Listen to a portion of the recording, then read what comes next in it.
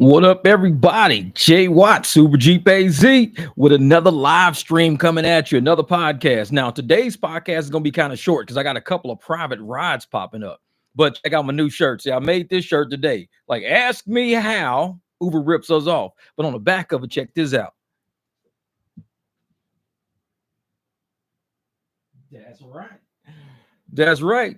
So when you out there protest, what up, Logan? Hey, man, I just answered you in the comments, man. So I'm gonna shoot you. I'm gonna answer your email or whatever. But it's something cool. It's something cool. What's up, everybody? Who here? Shit, hey, Doughboy, what's good? William, my man. LW YouTube, hey, Merry Christmas, everybody. Real shit. Because like I said, I might not be online for the next couple of days. Hopefully I can be. I'm gonna try to drop a few videos here and there, but hopefully I can still be online and everything. What up, NGB? My man, what's good? But you know how everybody's right now, like I said, the title of the video is talking about all the protests we got coming up here. Triple EAZ, what up? What up, Night Shift? And so, you know, a lot of people are talking about the February Valentine's Day protest coming up, which is pretty cool because I'm like, you know, if you look at my old stuff about protests, what's up, Mr. Krusty Dusty, my man Merle? What up, Flex? Hey, what up, Greg? I used to always say all the time, we need to plan protests. If you do a protest, you've got to plan it. Yeah, I heard about the San Diego airport thing, but we have to plan protests. And if you like in the past, it's always been, we hear about a protest the day before it's going down. Or, you know, in 2 days, hey, this weekend, we're going to protest this weekend. Finally, we're hearing about something happening in almost a month and a half. So we got a month and a half to prepare. And this is what I be telling people, man, if you're going to prepare to do something, you got to prepare. And that's why, you know, Logan, I'm glad you're here, Logan, because I'm about to bring you up. I'm about to bring on Logan Block's page. He got me to do this. This is what Logan got me to do. For a lot of the new people that don't understand, these are the Amazon.com. You go on Amazon and you got your plaques made up. It's got your Cash App, Venmo, Zelle, PayPal, whatever you want. You can put them on here. They misspelled my name here. They put a 1 F instead of 2 Fs. But still, this is how you can get direct rides and people to tip you directly instead of going through the app. Especially if somebody's like, hey, I don't got no cash on me. Have this in your car. Have it ready. Yeah, I'm going to make me another one too. I need one with Zelle on it. I don't have mine with Zelle. What up, Ezra? But I'm glad Logan is here because on Logan, he made the short. And I saw the short on his channel a while back. So I went and got this made up. And like I said, I got 2 holes in mine here because I actually hang it in the back seat over my seat. So when people say, hey, man, how can I just tip you straight up? They just aim their phone at these. These got kind of like raised sides on it, but they aim their phone at it and it hits, bam. They can tip me instantly without going through Uber or Lyft. And even if it's a, hey, man, can I add a stop? Yeah, you can add a stop. Just make sure you tip me on this before you add that stop, because if you don't tip me on this, I ain't going to be able to get that money from the stop, because I let people know right up front. If you try to add a stop, I might get $3. I might get $2 extra. But if you tip me direct on this, I'll just do the stop. You ain't got to worry about adding on there. So a lot of people love to hit me up on this right here. What up, Logan? What's up? Is there any possibility of being screwed over using these apps? I don't know what you mean by being screwed over. Like what, Merlin? What you mean? King James, my man. As long as you get the money on these, it should be good. That's the way I'm thinking. Because like I said, I've never been played using Cash App or Venmo. People have always come through for me. They've hit it on their phones. You see it immediately on your phone. It pops up quick. And then also on the back of my business cards, like I said, I got 3 whole boxes of business cards right now. These are a couple of the boxes here. But what it is that, like I said, we got to prepare, man. This is war. These are your business cards. Like I said, y'all see all my cards here on the back. You got the same Cash App and Venmo on the back. Same Cash App and Venmo stuff on the back of your cards. And it just says, you know, please tip. You know, you can tip through your phone, secure and direct. Because if we're going to do this protest in February, this is what I be telling people. If we going to protest, we got to prepare for the battle. You can't walk into a battle broke. This is a financial battle. So usually what they do is when they always go, whenever we used to have protests in the past, what would they do? Oh, we going to protest this weekend. We protesting tomorrow. Motherfuckers ain't ready. It's like you ain't gave nobody no heads up. And that's why all these protests don't work. Because they always doing these last minute ass protests, mad at us because we telling motherfuckers, if you don't protest Wednesday, you ain't shit. No, you got to let motherfuckers know a whole, we got a month and a half advance to know. Month and a half. Oh yeah, Merlin, man, you got to do it. You got to do it. And I think I paid like 23, 24 bucks for this, but I'm going to buy another one For the other seat, that's going to have my Zelle and my PayPal on it. This is my Cash App Venmo. I'm going to put one on the other headrest behind me that's going to be, you know, my Zelle and my PayPal. So therefore, I have all my payment screens across my back seats. And so, and even when I'm doing cash rides, if I'm going to walk around and do cash rides, I'm going to have this in my hand. And I'm going to let people know right off the bat, hey, man, cash ride, what up, Rick? I'm going to let people know, hey, man, if y'all can't find a ride, we can do cash rides right here. And I'm going to wear my shirt. This shirt right here lets people know what side of the equation I'm on. And I say, hey, ask me how Uber rips us off. Everybody, not just driver. It rips everybody off. And I got driver on my sleeve so they know where I stand. I'm one of the drivers. But I'm going to let people know. What up, Jamar? Hey, I just hit you up on email, brother. And see, and that's the thing, man. And I'm going to let these people know this is the side that we standing on. We're on the side of the driver and the rider, not on the side of the corporation. We know how they are. Like I said, they destroying the economy. They're going and taking all the money out of the riders' pockets from their W-2s and the shit that they working, putting it inside of their corporate pockets. They're not giving it back to the drivers. If they gave it to the drivers, we'd be able to reinvest back into our communities. We'd be able to shop at these stores, go buy more groceries, get tires, this and that. The reason what these apps are doing, like I said, if we get tipped directly through our Cash App and our Venmos, Zelles and stuff like that, then we can get money to put back into our communities. Once that money ends up in the corporate pockets, you ain't seeing that shit again. You ain't never gonna see that money again. Once it comes out of that rider's pocket and hits that app, that $85 is gone. You're gonna see $28 of that being returned back to your community through the driver pocket. And that driver's got to pay a power bill, put some fuel in his car, buy some groceries, shit like that. So if we gonna go on strike, we gonna do this protest in February, start preparing now. Get your money together now. Get an envelope at the house every day. If you go out and drive, slide the first $20 in there and get an envelope. If you got to go to an ATM and pull out 20, go to an ATM, pull out 20, throw it in an envelope, because anything you leave in the bank, you're going to spend anyway.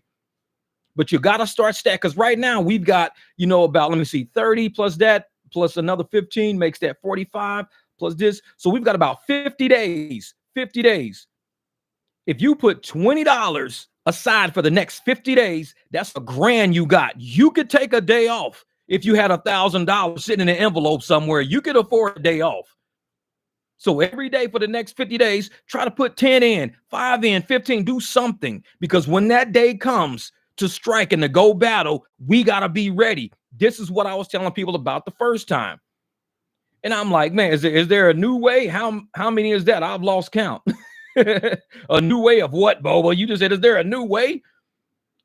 And I'm telling people, man, if we're prepared to go to battle with people, you got to come with money. You can't just come with an idea. Oh, let's go on strike Friday. Ain't nobody got money to go on strike Friday, motherfuckers. Like, you got to come up with a better plan than that. And this is why I love the fact that we can get on this channel and chat back and forth. The protest is nationwide. It's everywhere. If your ass got money in the bank, don't start your motherfucking car up. Now, it's only for the apps. I'm going to tell you right now, it's only for the apps. If a private person calls you and says, I need a ride, go pick that motherfucker up. Get that money. What's up, Nicole? What's good? And that's why it's so critical right now. So critical. For the next 50 days, get these motherfuckers out to everybody.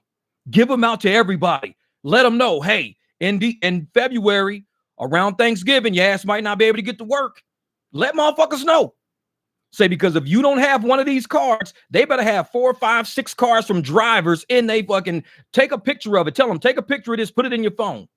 They take a picture of it, they put it in their phone.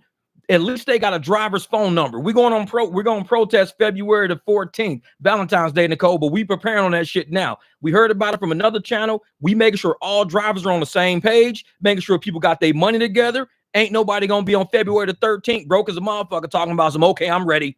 Nah, you waited too long. You got to prepare. If you're going to do something, if you're going to make a major move, you better have money in your pocket to make this move. And I'm telling you, it's only for the apps, though. We're not saying don't pick a motherfucker up. If somebody offered me $100 on Valentine's Day, I'm going to go pick their ass up. No, it's not all apps. I think it's only rideshare, Nicole. That's it. I think it's only going to be rideshare. So you can still do the grocery shopping and do the Uber Eats and all that shit. But if somebody called me and say, hey, Jeff, man, I'm looking for an Uber ride. I can't find an Uber ride. Dude, $20, $30 get there. Can we? Oh, cool. Let's talk. Because it's only for the apps. It ain't for you not to make money that day. Make money that day. But you got to get your card out. You got to let all the riders know, what are we doing? We're teaming up with them.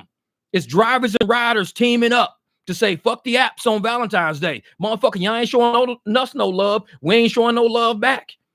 So Valentine's Day, if your ass is out on the road ride, it better be for a cash ride. Because I'm telling you right now, the apps are going to have to surge their motherfucking ass off to get anybody to take a ride that day. $25 surges, $30 surge. They're going to have to surge their ass off.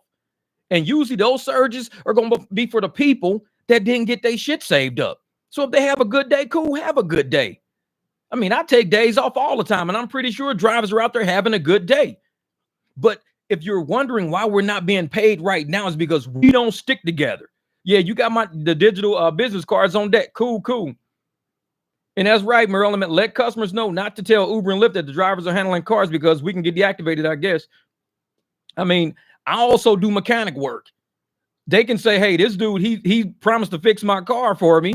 I mean, what they gonna do? Tell me I can't work on somebody's fucking car? Fuck them. But these apps don't control planet Earth. They think they do, and a lot of YouTube channels think these apps control planet Earth. A motherfucker might say, he gave me his car because I needed a wall painted in my house, and I know he's a painter. Fuck them. I'm not worried about these apps. You can't give out business cards to nobody. You don't know why I gave it to them. For a ride, to fix their car, to babysit their motherfucking kids, to get a dog a bath. You don't know why I gave these motherfuckers a business card. So until they can sit up and say, you're giving out business cards for the sole purpose of rides. No. If they need a ride, they can get one. But I could have gave them one because they need their car worked on. Hey, man, can you come swap out my alternator? Yeah, I swap out your alternator. Man, I ain't got money right now. So instead of you swapping out the alternator today, can you just take me to work, man? But see, I gave him the car for the alternator. So, yeah, I pass our cards all day. Motherfuckers, we are people. We can communicate. We can go back and forth. And if somebody wants to sit up there and say, well, as long as you driving for us and this and that, you can't give any communication. That all the apps can say is be careful with who you give your private information to. That's all the apps can say. We recommend you not giving your private number to somebody because we don't know that we vetted them to be riders. Yeah, but we don't know that. They could say that shit to the riders. Be careful who you give your private number to. They could say that because we don't know these drivers. We vet them and background check them. But we're just recommending you not contact them directly. That's all they can say. But if I say, hey, man, I can come over and fix your brakes for you. You got a car? Here you go. That's my car. They can pay me on Cash App, Venmo. My phone number's on there. Can call me. Motherfucker, Uber and Lyft ain't got nothing to do with that. They ain't got shit to do with them. They could be mad about it, but that's all they can do is be mad about it. But they can't stop life. And a lot of people think these apps control our lives. They think that we have to bow down to these motherfuckers because they got titles like CEO, CFO, treasurer. Oh, man, fuck them people. Ain't none of these motherfuckers standing in line with me at Walmart trying to pay for shit. Not a single one of them. So when I got to go out and get money to pay for shit at that store, I'm going to go out and get money to pay for shit at that store. If they don't want me to go out and get money, they need to pay me. Because this is real shit going on out here. Pay me. And if you ain't willing to pay me, I'm going to go get this money because I got to go to Walmart and pick up some shit. And if somebody says, Jeff, man, I need a ride, dog. Bet I got you. Man, $50, man. Me and my girl were just trying to get the dinner and back, man. How about we just slide you $50? Cool, I got you. What time y'all leaving? 6? All right, I'll be there in a minute. I can handle that shit that easy. But if it's on Valentine's Day and it's through the app, shit, my shit gonna be turned off. I'm not doing no app rides on Valentine's Day. Zero. Anybody out there doing them, more power to you. More power to you. But you out there driving for pennies on a fucking dollar, you're mad because people are fighting for you, trying to get more money up under the belt for you. And if you don't want, like I said, not everybody can fight the way we can fight. Some people gonna have to drive, especially if they don't prepare. I'm preparing every fucking day. I put money in the bank every day. I'm always trying to stay prepared because I know with the financial power that they have over people, especially how they had us when we was young, all in the hoods and shit like that. They said, if you make too much money, we not gonna give you welfare. That's psychological shit. They should be like, you know what? If you start making a little more money, then it seems like we're assisting you to be more successful. We'll keep giving you assistance as long as you're helping yourself do better, Jeff. We'll keep giving you that extra hand. It's like somebody who's playing really, really well in fucking basketball. If you're doing really well and I can see you doing amazing, I'm going to keep coaching you so you can do better. And I'm going to keep coming to practice and coaching you so you can do better. But if I see you ain't trying shit, why am I coaching you? You don't even want to play basketball. You just sit. If I say, hey, man, if you start scoring too many points, getting too many steals and doing too many assists, I'm going to stop coaching you, man. That's fucked up. I'm like, no, get a lot of steals, get a lot of points, get a lot of assists, because that's what I want to do. Make people better at what they do. To facilitate people not doing well, that's going to force people not to do well. They're going to be like, man, if I make too much money, the government ain't going to kick me down with no money. So I ain't going to go out and make no money, because then I'm going to lose my Section 8. I'm going to lose my welfare if I go make money. You shouldn't want Section 8 or welfare. You should want to make a lot of money. The sky's the limit. If you think minimum, you're going to get minimum. You think maximum, you're going to get maximum. Target fixation. So always look at that fucking big prize out there. Always look at that money out there. Exactly, Rick. They hustle, we hustle. That's it. That's how we work around here. Closed mouths don't get fed. Real shit, Gig Guru. If you ain't gonna speak up and get that money, that's why I tell motherfuckers, ask me. You can. I'm gonna wear this motherfucker to Walmart and ask me. You can walk and be like, hey man, how's rideshare ripping us off? I see you walking around with this shirt on. What do you mean rideshare ripping us off? What do you mean Uber ripping us off? And I'll tell a motherfucker, let's have a conversation. This is only gonna take like 2-3 minutes. Shit, we'll say, I'll chat with these motherfuckers, let them know. They're like, dude, you know what? I think you're right. Because every time I try to get an Uber, man, it's like $18. It used to cost me $11, $12. What the fuck, man? Hey, you probably right. I'm just going to start paying drivers direct. I'm going to start tipping drivers direct. I didn't know it was like that. Because you really think Uber is going to have some shit? And what up, Aaron? You think Uber is going to send these people a news bulletin saying, hey, drivers are not getting full tips? You think they're going to send a full bulletin? Drivers are not getting paid as much as we used to pay them. They ain't sending these riders no fucking, they're trying not to be as transparent as possible. They want these riders to think the $25 they just paid for this ride is for the driver. That's what they want them to think.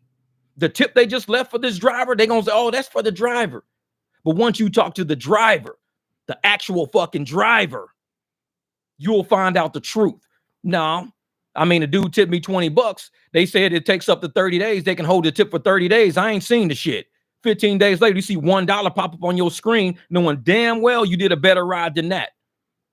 So the apps are not going to tell all of these riders out there and all these customers what's really going on. You really think when they were stealing all that money from 2014 to 2017 in New York City, doing that shit to them people, them drivers up there, you really think Uber was sending them messages? Lyft was sending them messages going, hey, well, what you paid, we actually going to rip off the fucking driver. You cool with that shit? Motherfucking rider click. Yes, I'm cool with it. They ain't telling these riders nothing. They don't even tell these drivers nothing. That is the point of a scheme, is to not tell nobody shit. Keep riders from talking to drivers. Keep everybody at bay from each other. And once you, just like when my one rider got in the car one time, and what did he say? He hopped in. He was like, yeah, man, I got a message saying don't discuss the transactions with the drivers. I was like, what? He says, yeah, we can't discuss the transaction with the driver. It said that we can report a driver for discussing a transaction. I was like, these raggedy motherfuckers really gonna do that shit. They so scared they scheme is gonna be found out. Keep it from the driver. Motherfucker, we ain't business partners. You don't do that shit to your business partner. You don't walk up, oh, just keep that shit away from them. No, don't tell them how much you paid. It's like, why not? Is it not cool? Well, actually, because if they calculate, the percentage of what we charge you versus what they getting paid, they're going to start being pissed off because we really ripping these motherfuckers off. We really getting them. And that, yeah, Uber's a trip. That's what they do, Nicole. That's what they do. They're going to sit up there and they're going to try to keep riders and drivers as if we're fighting each other and as we're enemies. And that's why, what up, Mike? That's why I tell a lot of people right now, these riders are standing on the curb right now, using their phones, not being told drivers are in the area, to give these riders the illusion that there's no drivers out there. Like the supply of drivers is down. And once they get them to that point, they're going to say, but we got a Waymo right over there.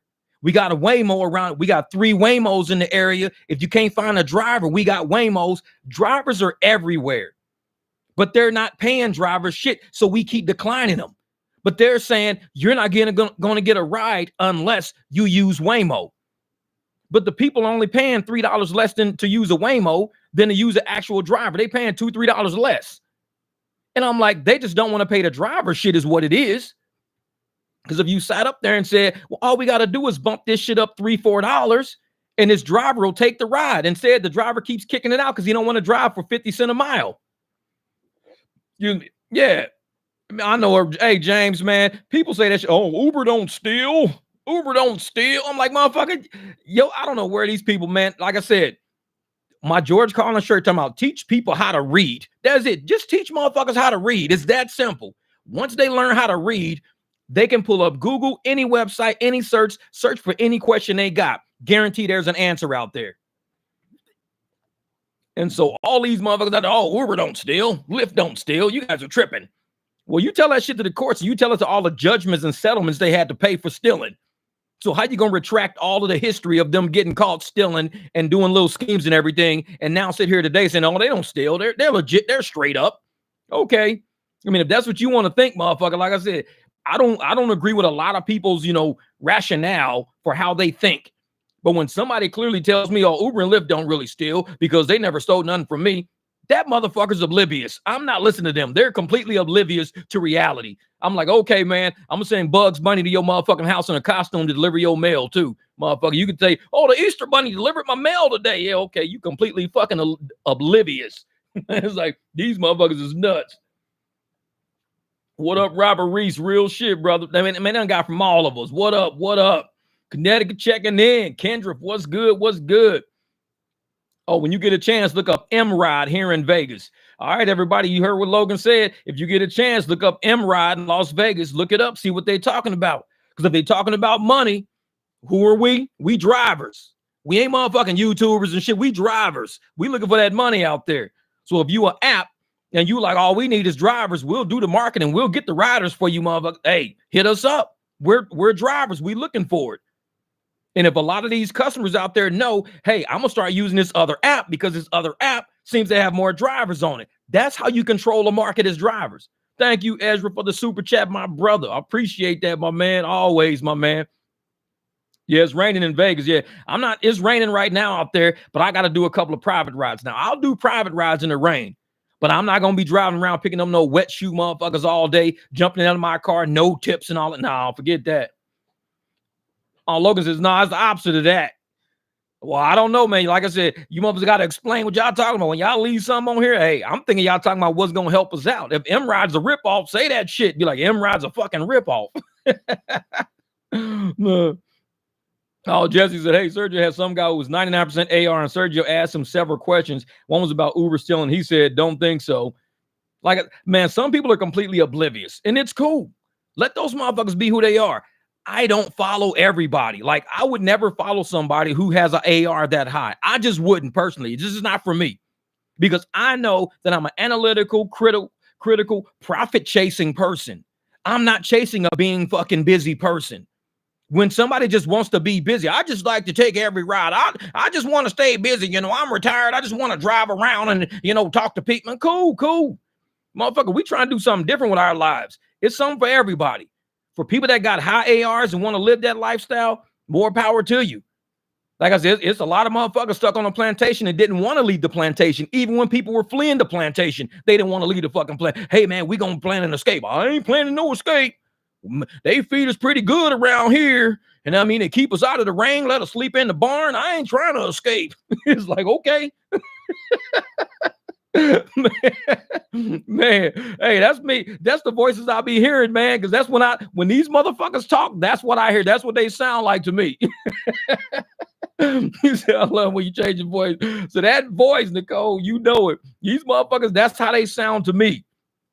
And I'm sitting there going, if I see a bunch of people out here doing work, putting our lives on the line, I mean, it's dangerous out there. We damaging vehicles. We're invested. Ain't no employee out there spending $40,000, $50,000 on a vehicle just to do work for this company. No company tells them, oh, in order to work here in the office with us, you need to drive a Lexus. I mean, if you ain't parking a Lexus outside, you can't work here with us.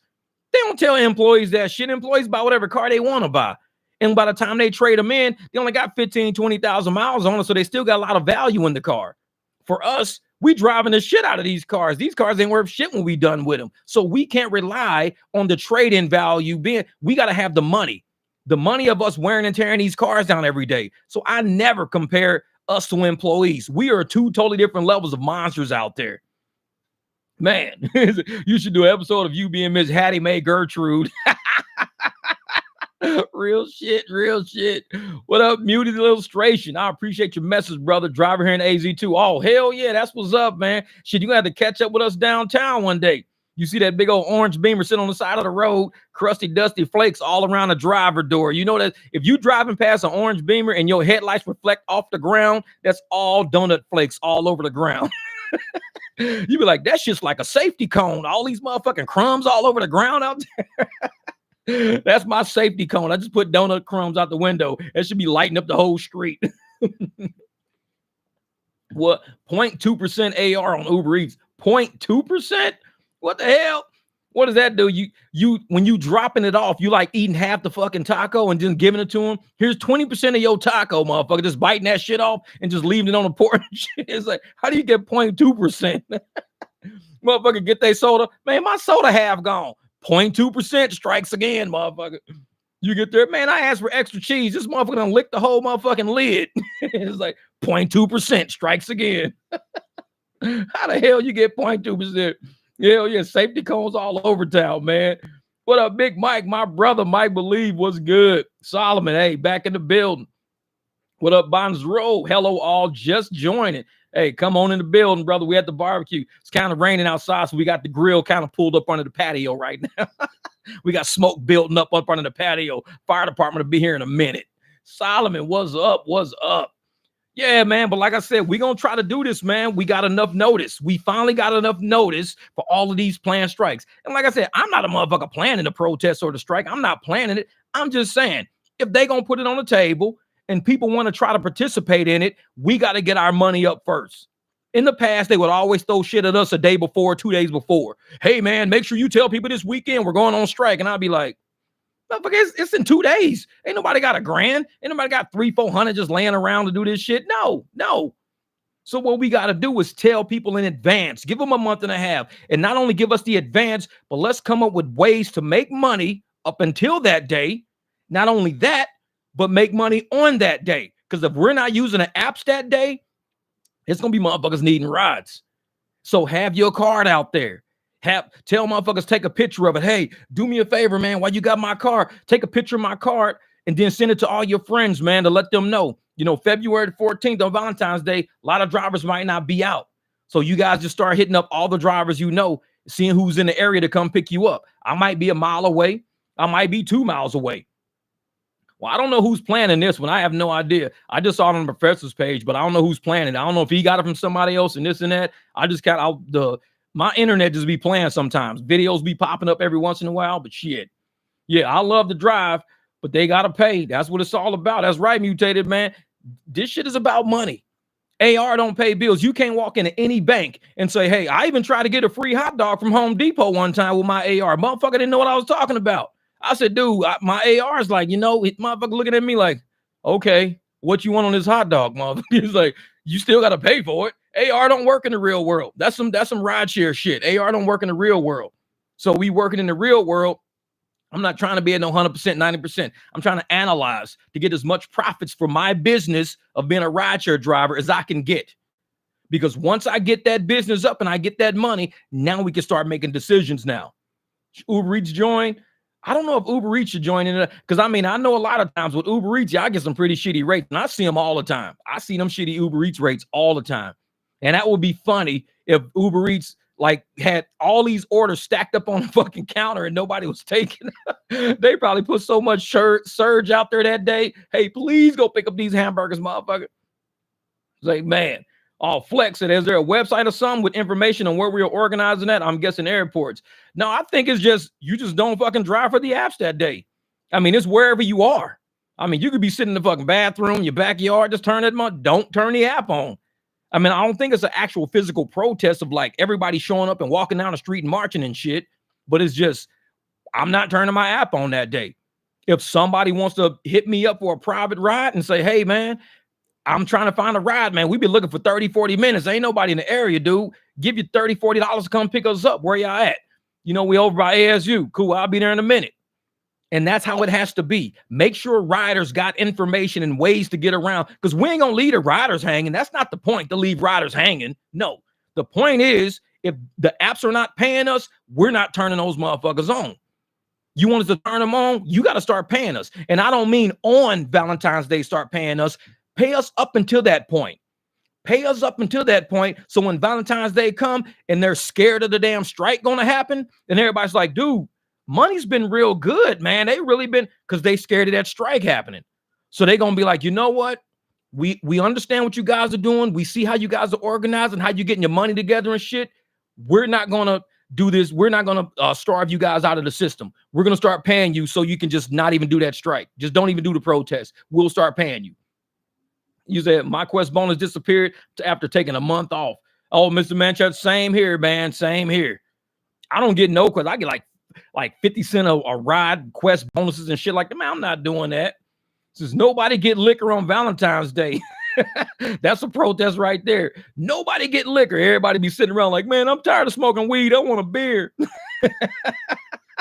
I'm trying to get drunk. I'm not trying to be high no more, man. I done ate all the potato chips and the motherfucking corn pops. The kids ain't got no breakfast. I keep smoking weed. These motherfuckers ain't delivering no alcohol. Like, Nicole, take that dude a beer so we quit eating his kids' corn pops. That motherfucker got the munchies.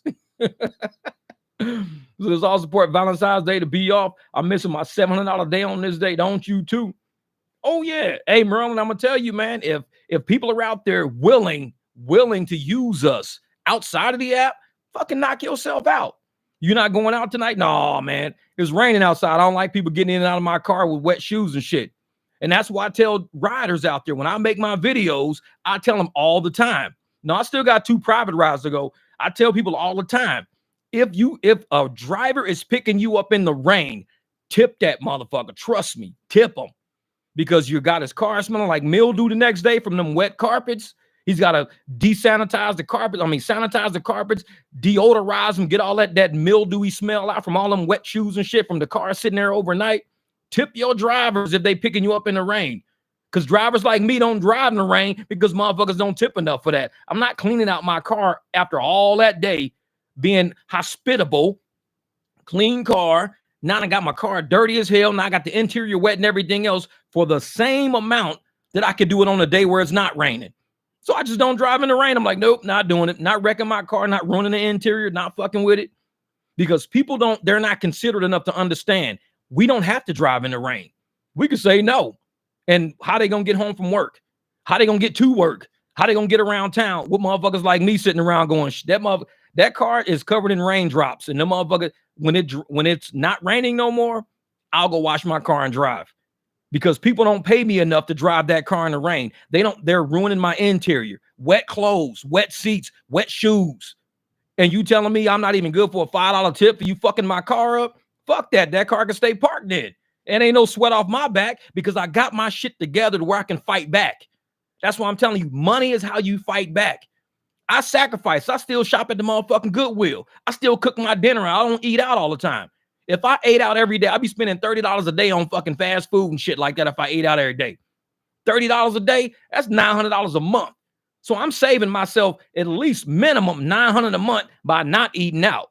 And then some of that $900, even if I spend $150 a week at the grocery store, let's say $150, that's only $400 to $600. So I'm $300 up every single month. $300 worth of fight. That's a whole day off work, 2 days off work if I'm only making $150. So sometimes you gotta strategize your finances. Strategize your finances so you can actually afford to fight these apps back. And I'm like, well, where's the time you need them? I just ran out of ketchup. I didn't expire ketchup packet. Pop the trunk. Time to wake up. Where he at? Where he at? Miss Elliott, I can't stand the rain. Hell yeah, exactly. Man, time to wake up. Where you at? Where you at? It was an 8-hour stream. Let's go. Shit, man. Michael Weston, my brother, thank you for the super chat. If there's a $30 surge on Valentine's Day, then what? That's the decision you got to make. If they willing to put $30 surge out there to get you to do a ride, if they really willing to do that, money is money at that point. You've made your point clear. Because right now it ain't no surge out, $1.50. Y'all saw this shit on Thanksgiving. It wasn't no surge. You ain't seen no $30 surge on Thanksgiving. You ain't seen no $30 surges all week this week. When you put your foot down and these motherfuckers start putting money on the plate, that's the time to make that decision. Because I'm gonna tell you right now, if these motherfuckers put a $30 surge on top of my house on Valentine's Day, I'm doing a 3-mile ride. I'm doing a 3-mile ride with that $30. I'll Harriet Tubman that motherfucker till it's only 3 miles. It's like, Jeff, what you doing? Declining every fucking thing except for a 3-mile. I got a $30 surge. You got to fight these motherfuckers. You got to make them put money on the table. If they ain't got money on the table, that's the day we don't drive. Because it better not be nothing like Thanksgiving. Nothing like how it was Thanksgiving week. I ain't touching shit.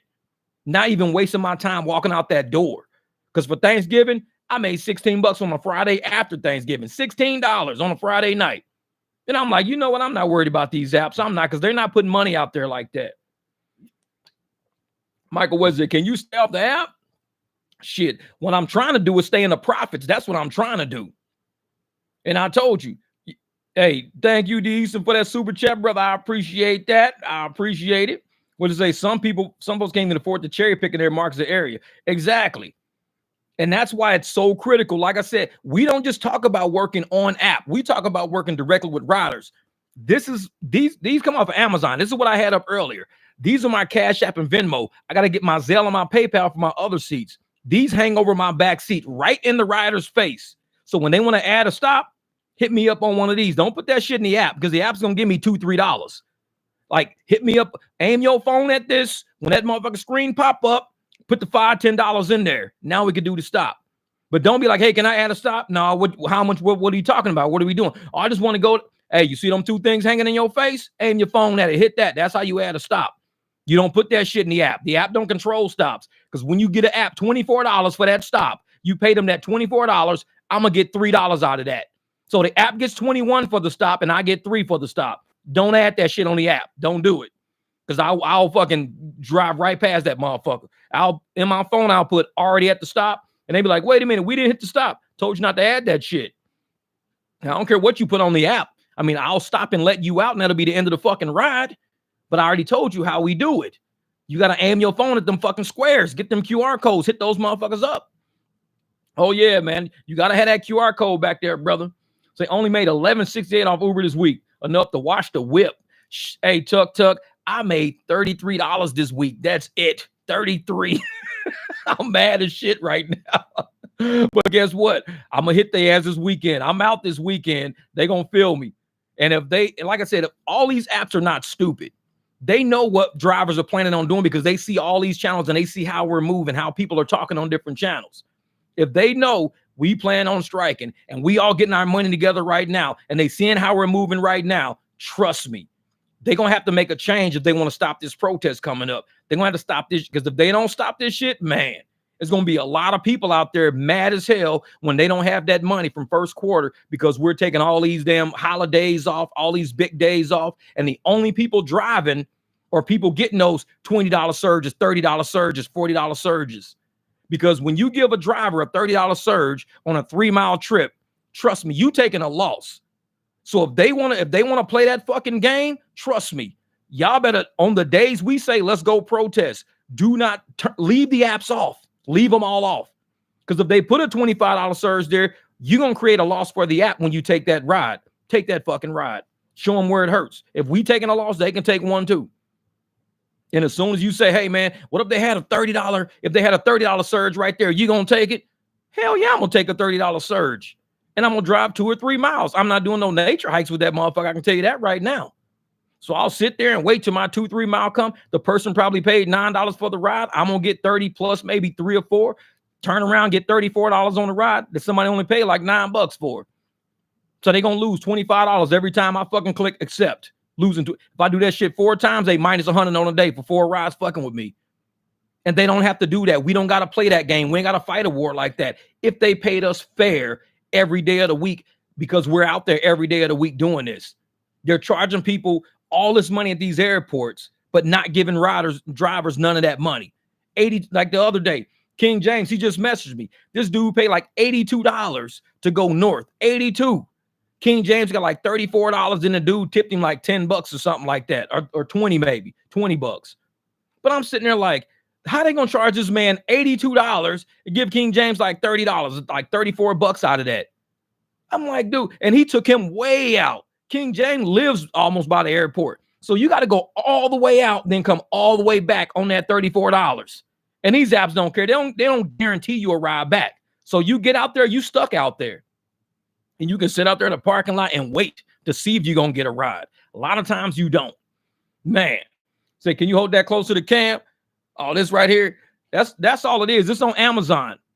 So these are on Amazon right here. And this is all it says like that. So, and it's pretty big. Like I said, it's about 5x7 or something like that. But like I said, I got mine hanging in the car from a chain. I got like a little chain stop thing and I hang it over my headrest and it sits like this right in front of people's faces as we're driving. So they know I'm about that money. I'm not doing this shit because I just want to stay busy. I'm like, hey, I take 99% of the fucking rides. You're in my car because everybody gets in my fucking car. No, everybody don't get in my fucking car. You should be glad you're in my car because I have a very low fucking AR. You should be happy that I pick your ass up because you'd probably be standing on the curb. I'm a very low AR motherfucker. So yeah, if you can see this in your face, be thankful. Because most motherfuckers, hey, I just picked up 99 fucking people today. Me, I'm like, I picked up 3 motherfuckers all day. That's it. You one of 3. It's like, be thankful. They be like, man, this is a really nice car. It's nice because I keep it nice. I don't pick up every raggedy motherfucker out there. I don't. So when you ride in a nice ass Beamer, you got the motherfucking radio you control with your hands like this and this, switching channels like this and this, all hands free shit. Car smells nice, LEDs every fucking where. You hit this gas pedal, this motherfucker start growling and shit hitting the highway. You in a nice car. You ain't in a piece of shit. I don't pick up everybody because these apps don't pay me to do that. I'm not going to sit there and just be picking up random motherfuckers because the app say, hey, Jeff, we're going to give you $4 to pick this guy for 8 miles. That motherfucker going to be standing there. No, don't think so. Everybody don't get in my car. You don't sell my car like it's a piece of shit because you say, well, it's not a Lux. Give a fuck, it's not a Lux to you. It's a Lux to me. Fuck what you think. This is a Lux. It's like shit. And these motherfuckers want to sit there. Well, it's not Lux on our platform. Well, fuck your platform. That's why I got business cards. Shit's Lux to me. Motherfucker want a nice ride? I got a luxury car. Well, we don't call it a Lux. Give a fuck what you call it. I'm not asking you what you call it. I'm saying pay me. If you want to use my car, pay me. Fuck, you can call that motherfucker a trash truck. I don't give a shit. Just pay me $4 a mile and I'll pick him up in a BMW trash truck. Give a fuck. But one thing I'm not going to do is let you pay me like shit because you think my car is not worth it. That's what you won't do. It's like shit. Exactly, man. Paw Patrol's the shit out there. Sit on Paw Patrol. All mutilators say that. Pull me out of town 30 minutes at 2 a.m. Man.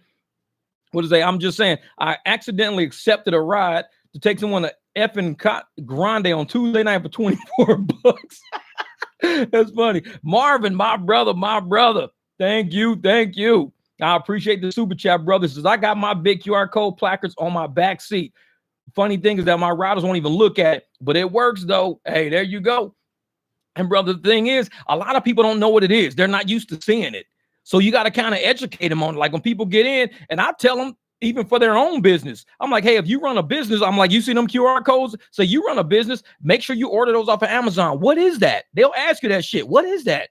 Oh, it's QR codes. And I'll kind of click the light, I'll hit my little light in the front, and it'll turn all the lights on in the car. And I'm like, if you look at it, you see how one is Cash App, one is Venmo, and it's got your oh, damn, that's nice. I'm like, yeah. You can even like put the message at the top and the bottom for your customers. I'm like, you can take it around everywhere you go.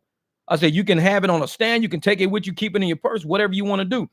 I never thought of that. Once you bring up conversation about it, now they might want to test to see how it even works because half of them run a business. I'd be like, aim your phone at it. Oh, shit. They'll send you $5. Thank you so much. I appreciate you telling me about this. I never knew about that. So a lot of times you're helping business people do business with transactions like that, just kind of educating them on the business tools you're using. So when they get home, they're going to go on Amazon and look for it, tell 3 or 4 of their friends about it. Girl, you work at the hair salon, huh? Yeah.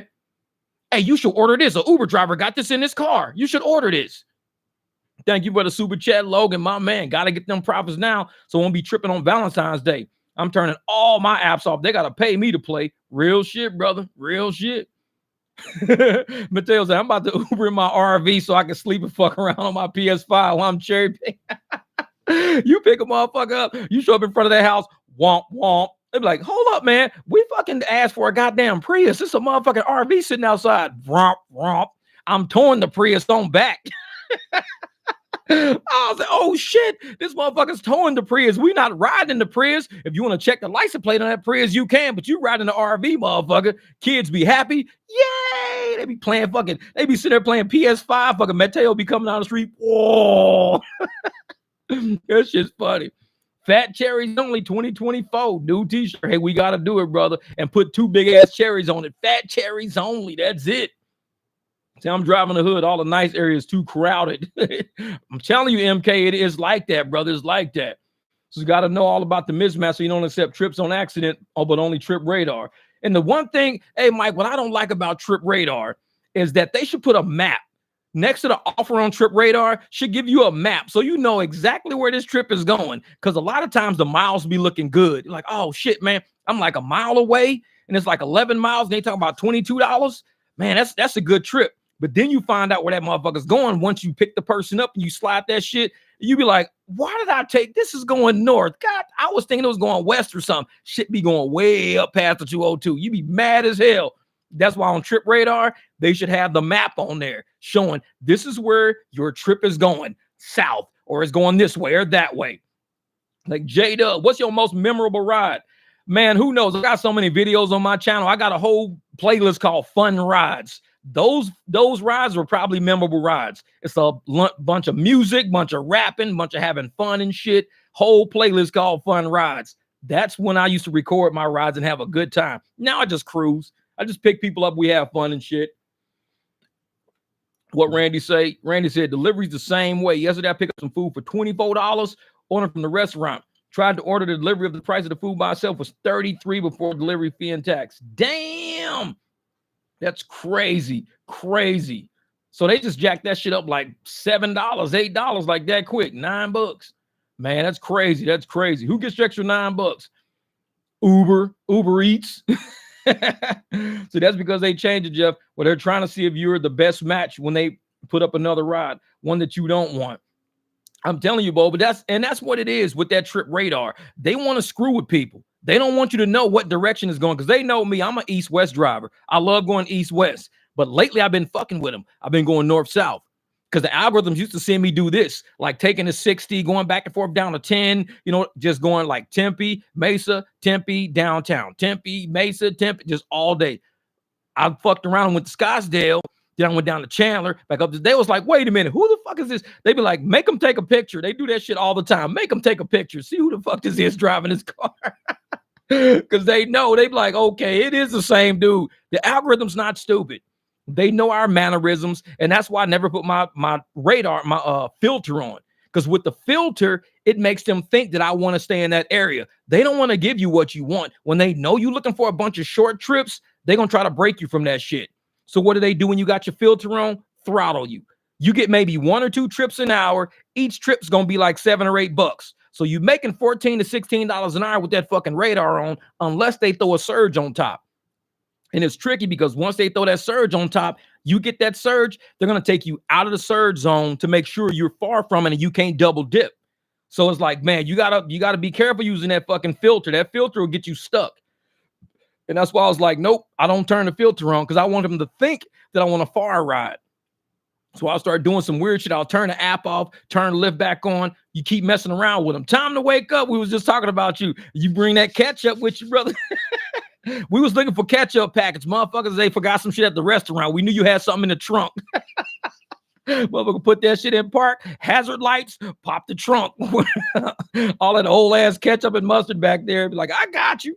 Like, very true. And you got to watch them long trips. Uber will say the trip is 3 or 4 miles shorter than it really is. Yep, Mike. Hey, that caught me a few times. And even on Lyft, they do the same thing. Because when you look at the estimated and the actual, that shit's never the same. And I'd be like, I knew this trip was like 9 miles, man. It said 9 miles, but on here it's showing I'm almost 11 miles. I'm like, dude, that's an extra 2 whole miles. And you don't get paid nothing for that. Extra 2 miles. So it cuts into your per mile that you thought you was going to get. And you sitting there mad as hell. Like, man, these motherfuckers got me. They got me. Say, I know carry spicy ketchup from Whataburger. So you carry spicy ketchup now. Can't forget the mustard. For real. Man, high AR drivers will have a best day of the year on Valentine's Day. And you know what, Mike? This is what I think. As long as the apps realize that they're not going to make profits on big days like that, they're not going to make profits. Because if a lot of us are saturating the market, they're going to have a ton of drivers out, no surge out. If it's not a lot of drivers out, guess what? They're going to have to put a lot of surge out to lure people to certain areas to pick up people that's at high demand in those areas. That's why I tell people, if we're going to go protest that day and strike that day, don't take no trips. Take trips that are coming through, your private rides and shit like that. But if they sit you on a $30 surge, $25 surge, take it. Because that's going to create a loss for the apps anyways. They're not going to make money on that. They're going to find out that holidays, like they've been killing us on Thanksgiving. I made, 2,100 last year. This year I made 600 something. So they're making a killing on people now. It's going to suck when we start making a killing on them. Because they're going to start saying, okay, these motherfuckers done figured out the game now. Now they know how to run it. The high AR drivers, like I said, they fucking up the game for everybody because they don't think. They don't think. And they're the reason why these apps still have these low ass $3 and 3 fucking cent rides on there in 2023. I'm like, dude, it's 2023. The most you can do is 4 of those rides an hour. You do 4 of those rides an hour at the rate at 303, that's $12. So you're at $12. Knock off the $5, $6 in fuel that you use. You're down to about $6 an hour. You're at $60 an hour is what you making. Time to wake up. Hey man, this is what I do. I say, hey, ask me how. And these drivers are okay with making profit margins of $6, $7, $8 an hour. They're okay with that. That's how they fucking brains work. They're totally fine with, if I'm making $8, $9 an hour, that's $90 a day I can make. If I work 10 hours, that's $90 I didn't have.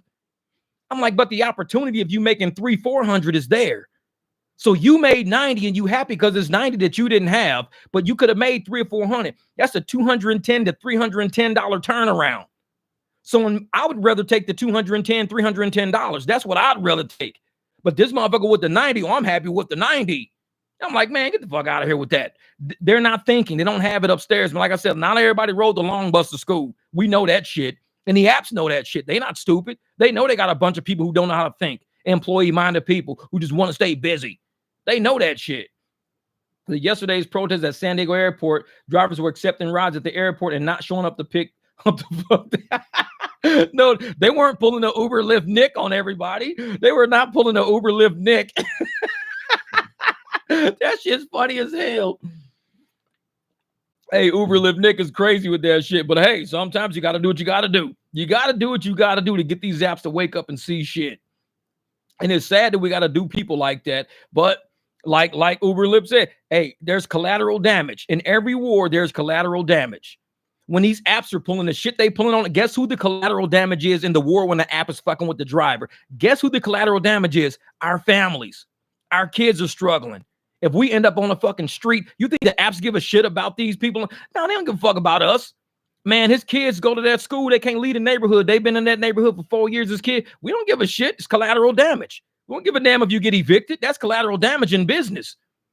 Even the professor and Sergio said the same shit. Hey, I do the same fucking thing. Fuck these families. Fuck these people. I do the same thing. If you end up on the street, then you end up on the street. Ain't got shit to do with us. If you end up, not being able to feed your kids, not being able to pay your insurance rates, getting your car repossessed, it's collateral damage. Sometimes you got a car because you got to take your grandma to fucking, medical treatments every day. Now you can't afford to take your grandma to medical treatments every day because your car got repossessed. They don't give a shit. That's collateral damage. That's the way they look at it. So the way Uber Lyft looks at it is these passengers, sometimes it's collateral damage. When we accept the fucking ride and we don't go pick him up, it's collateral damage. I mean, the shit works both ways. If you don't give a fuck about our families, what do you expect us to do? We're not slaves. We're going to stand the fuck up. We're going to rise up. You trying to run this shit like a plantation system. We're going to stand up. We're going to raise up. And when we do raise up, it's a lot of motherfucking heads going to roll. A lot of people going to be pissed off. We should live on that 10-minute or guarantee. Man, Boba, I don't know how Lyft is even surviving right now. I don't even drive Lyft. I don't even see Lyft lights out right now. I'm like, these motherfuckers are still an app. Uber must be giving them money under the table to stay alive. Because I swear to God, I don't see nothing Lyft out there. Even when I pull up the Lyft app, it don't be shit on. Man, it's like it be surging like $2, $3. Turn the app on, nothing. Turn that shit back off. It's garbage out there, man. That's right, Mr. Gambit. That's what I'm saying.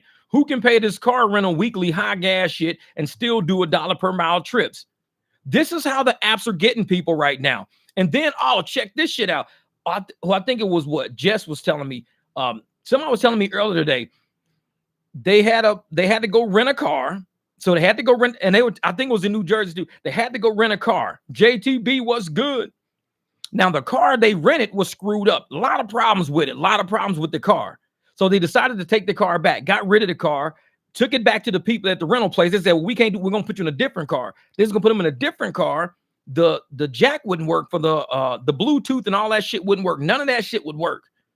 So now they got a second car that's busted and fucked up, this and that. So he was like, well, I need another car so I can put it on Lyft. Lyft told him, this is what I got in the email. I'm going to pull up the email too. Not today, but I'm going to pull it up in the video. Lyft told him he has to rent through the Lyft platform to use a car on Lyft. And I was like, how does that shit make sense? You have to rent through the Lyft platform just to use a car on Lyft. You can't rent from an outside agency. I was like, is that not monopolistic competition right there? I mean, that's a monopoly.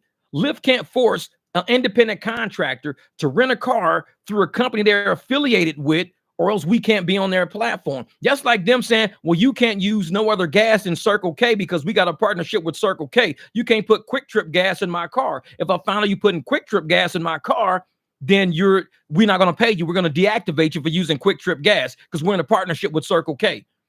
And that's what they was telling this dude, that he can't use the car on the Lyft platform unless he rents through the Lyft platform.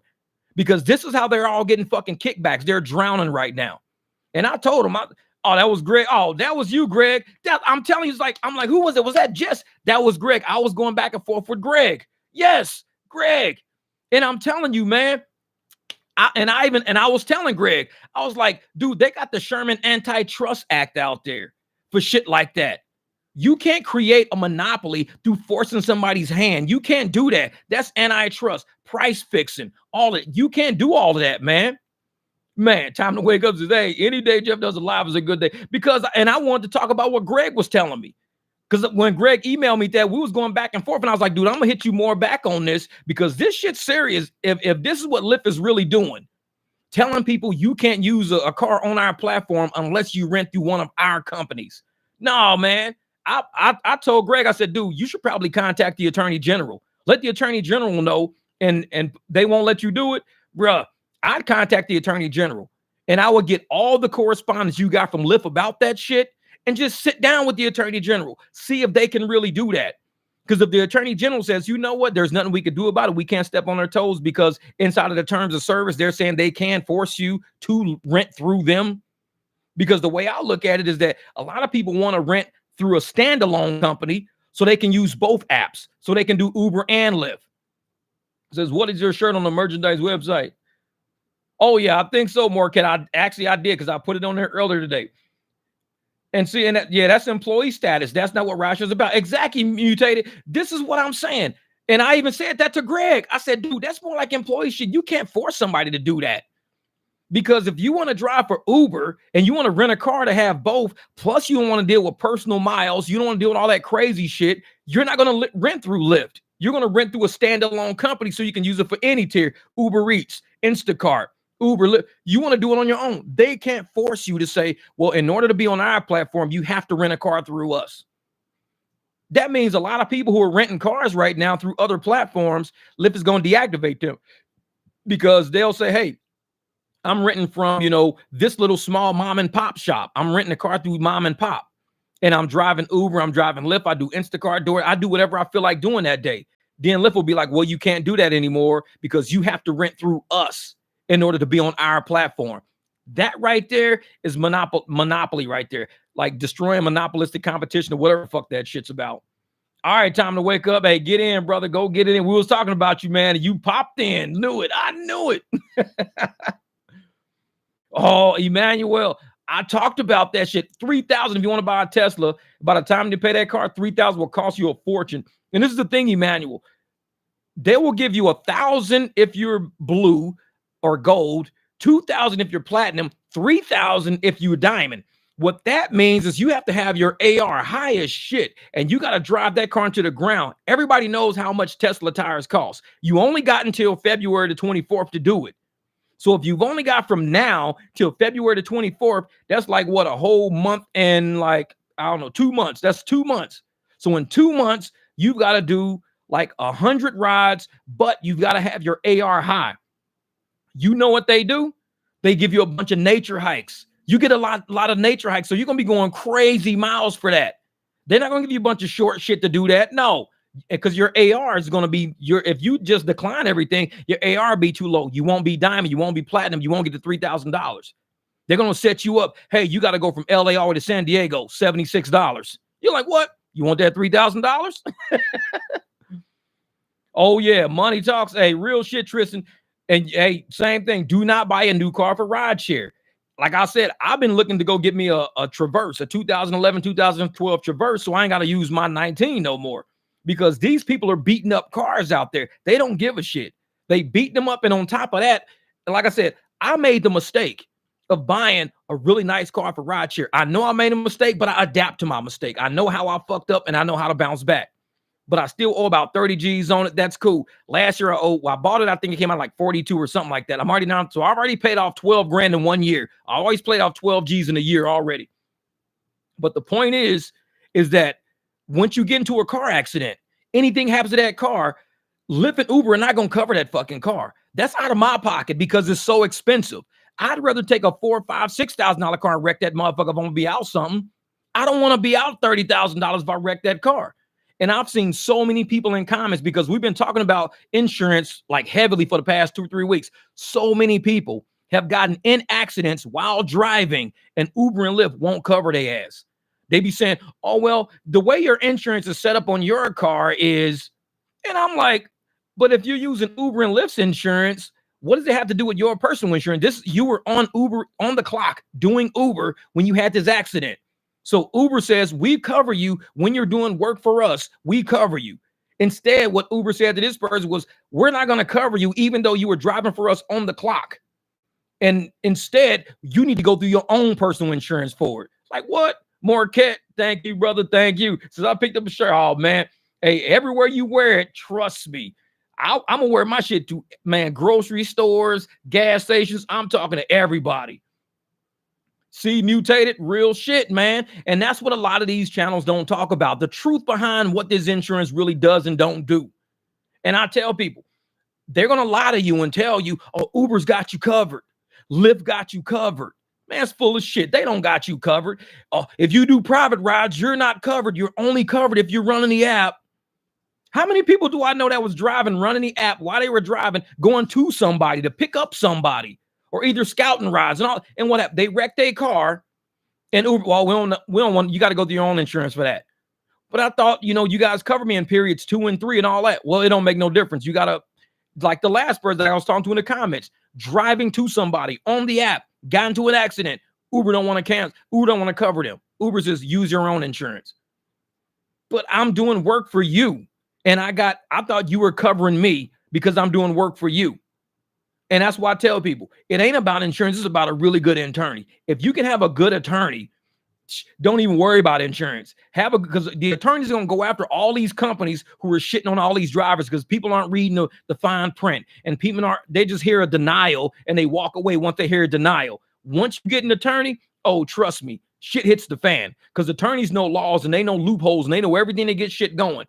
And Uber's scared of attorneys, scared of them.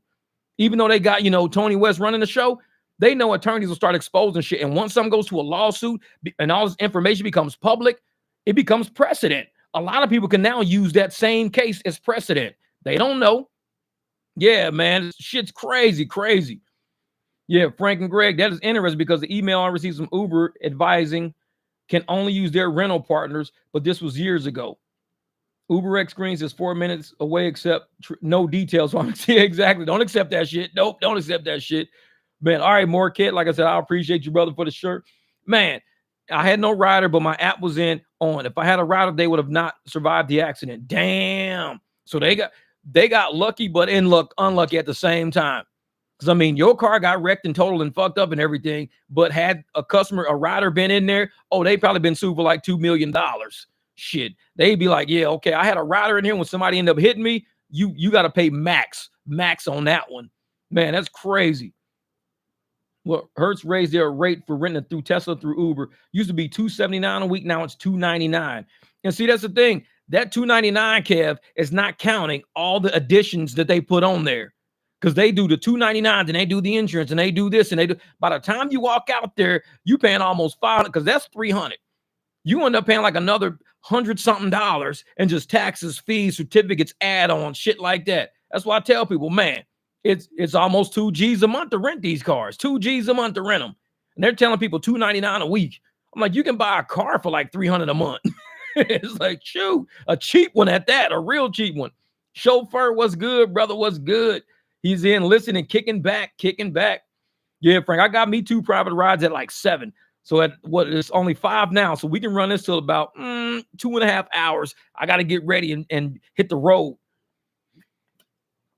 So we got to do our 6-hour live stream one. Now we already did a 6-hour live stream. We're trying to go for 7. Today's not 7. Man, we're going to do a 7-hour live stream one day. We're going to figure that shit.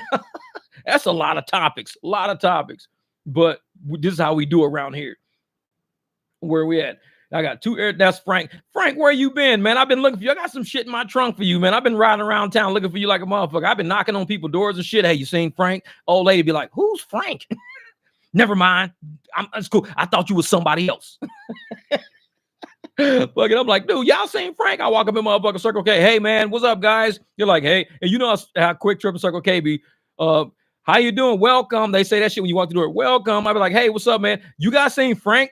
They be like, who? Frank. All you motherfuckers know Frank. Frank's always here.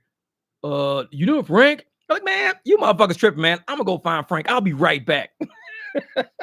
I've been all over things looking for Frank.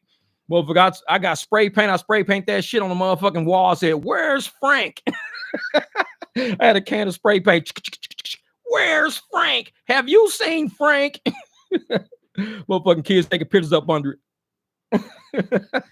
Robert said, you on the road right now. Hey, I be fucking with Frank all the time, man. I be fucking with Frank. I'm gonna find him though. Shit, we always on the opposite side of town and everything. One day he was right around the corner from my house and I'm clearing like Mesa somewhere. I'm like, dude, what the fuck? Yeah, Uber covered nothing. That's why I said F them. That employee status, I'm responsible. Yep, real shit. Sir, just popping in East Valley. How much is it out there, altitude? How much is it running? Say, I live west and always get stuck east. They always popping. And see, that's the thing. East is like Apache Junction. I used to take the Beamer out there, but my Jeep has to go out there because there's some people that live like all the way up Ironwood and shit like that. You get to the end of Ironwood, it's like dirt road. And I had to turn right, and I got video of that shit on one of my old videos. And I had the Jeep. I had to turn right, go uphill, downhill, then all the way back up the hill again. This dude that I took was drunk, and he had me dying laughing in the car because he was like, yeah, man, your Jeep is handling this hill. He says, man, I can't tell you how many times I was drunk and I just rolled down this. He had me dying laughing. He got drunk and he like falls and just rolls down the hill because it is a steep ass hill in Apache Junction. It's like you go all the way down, all the way back up, and then you level out, and his houses and everything was back in there. $6 out in Avondale. Okay, I'll see you.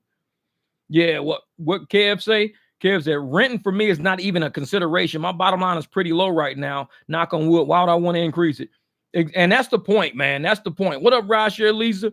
The point is keeping all of our expenses as low as we can. And I do that shit in life. I do it in real life. Like I said, I'm a frugal person for a reason because I know rainy days come, situations happens. I've been doing this shit for a long time, just living life for a long time. I know when you least expect it, an expense is going to hit you and you're going to be sitting there like, damn. Like, you got to save up. You got to start being frugal. You got to cut out different things. Like me, I don't drink soda. I buy little boxes that's 10 packs in it for $2. And that shit lasts me like fucking 3-4 days for that little $2 packet. And I just mix it with tap water in my bottles all the time. But that's a way for me to save money instead of me buying, sodas every single day or buying this and that every day. Because we got to keep our life bottom lines really low. Because once we start working with shit like these apps and the shit they're pulling right now, we got to find a way to get out of this hole. And the only way we're going to get out of this hole, like I said, is QR codes, running your own business, talking to people. And even today, on the professor's page, he was talking about how people can use the neighbor app. So if you're LinkedIn and you got that neighbor app and you want to like tell people how the apps are screwing you over, that's kind of how he worded it on that. You could tell people how the apps are screwing you over. in your neighbor app. I'm like, that's some weird shit, but I understand where he's coming from. And it was a good idea. But instead of using the neighbor app to tell people how the apps are screwing you over, what you can do is tell those motherfuckers, hey, I'm an Uber driver. I live that house on the corner with that little orange ass truck in the driveway, this and that. Anybody needs a ride, hit me up. I'm a Uber driver, always looking to, maximize my earnings, maximize my profits. And you can do that in the neighbor app. And somebody in the neighbor app can be like, oh, dude, I pass your Jeep every day. I didn't know that was you, man. Hey, you think you can get my daughter a ride? Because she's always won your Jeep, man. I'll pay you like $50. Just give her a ride around town. Anything, man.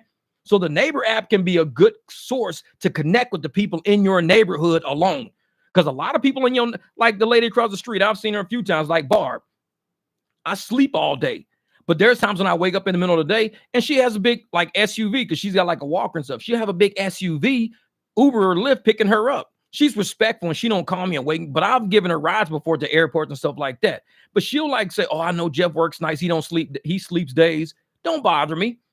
But she's one of those, there's one of those people that would use a service all in our neighborhood. All my neighbors around here, if I got on that neighbor app and told them who I would put my Jeep on there and everything else like that, man, my phone would be blowing up. So I think it's a good idea and I might do it. I might put my Jeep on the neighbor app and be like, hey, you know what? If you guys need a ride or something like that, hit me up. Y'all see my Jeep in the front yard all the time. I'm an Uber driver. Check me out. And that's how you get extra money. We got to be the technology for ourselves. Using these apps as technology is fucking us over right now. It really is. Oh, it's popping on the east. Frank says it's popping on the east. Shit. It's going to flood over there too, man. It's been raining all day. It's going to flash flood like a motherfucker. I'm going to see Frank on the news. I'm going to see that motherfucker standing on his hood with an Uber light blinking in the background. Be like, holy shit, that's Frank. Motherfucker gonna be like, I was chasing the surge. I almost had it. I had it on Paw Patrol. That motherfucker be talking to the news camera. Oh, we're here with Frank Williams, a local Uber driver. So, Frank, how'd you manage to get stuck out here? I had that bitch on Paw Patrol. I almost had that $5. My car's floating away right now. I'd be like, oh shit, Frank almost got the surge. Everybody be on the news clapping. You almost had it, bro. He like, man, you ain't catching me out east. It ain't shit out there, man. They don't have enough vegetation. It's all motherfucking just flash floods all out to the east. I know Lisa, Frank's going, that shit's going to happen to Frank. I'm going to see his ass on the news tonight. I'm going to watch the news. I'm going to see Frank Carr, like the whole front going to be down in the water. His back going to be like floating in the circle and shit. They're going to have his ass on the side of the street. So, Frank, tell us, how'd you get stuck in this predicament? Oh, I had that bitch on Paw Patrol. I was listening to this motherfucker Uber Jeep AZ. He got me stuck. That son of a bitch owes me money. He told me to use Paw Patrol. That motherfucker never mentioned flash floods. Like, I'm telling you, Frank, stay the fuck from over there. Don't go east, Frank. Don't do it. Stay the fuck from over there.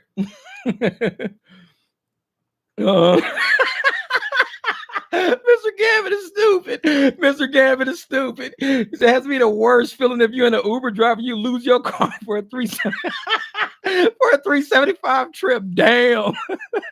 That should be funny as hell. This motherfucker, you see him on the news. Let me end the ride. I'm not gonna make it. My car's floating away. Can I just end this real quick in the middle of this interview?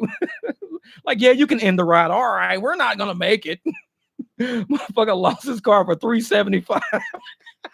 That's funny shit. That's funny shit.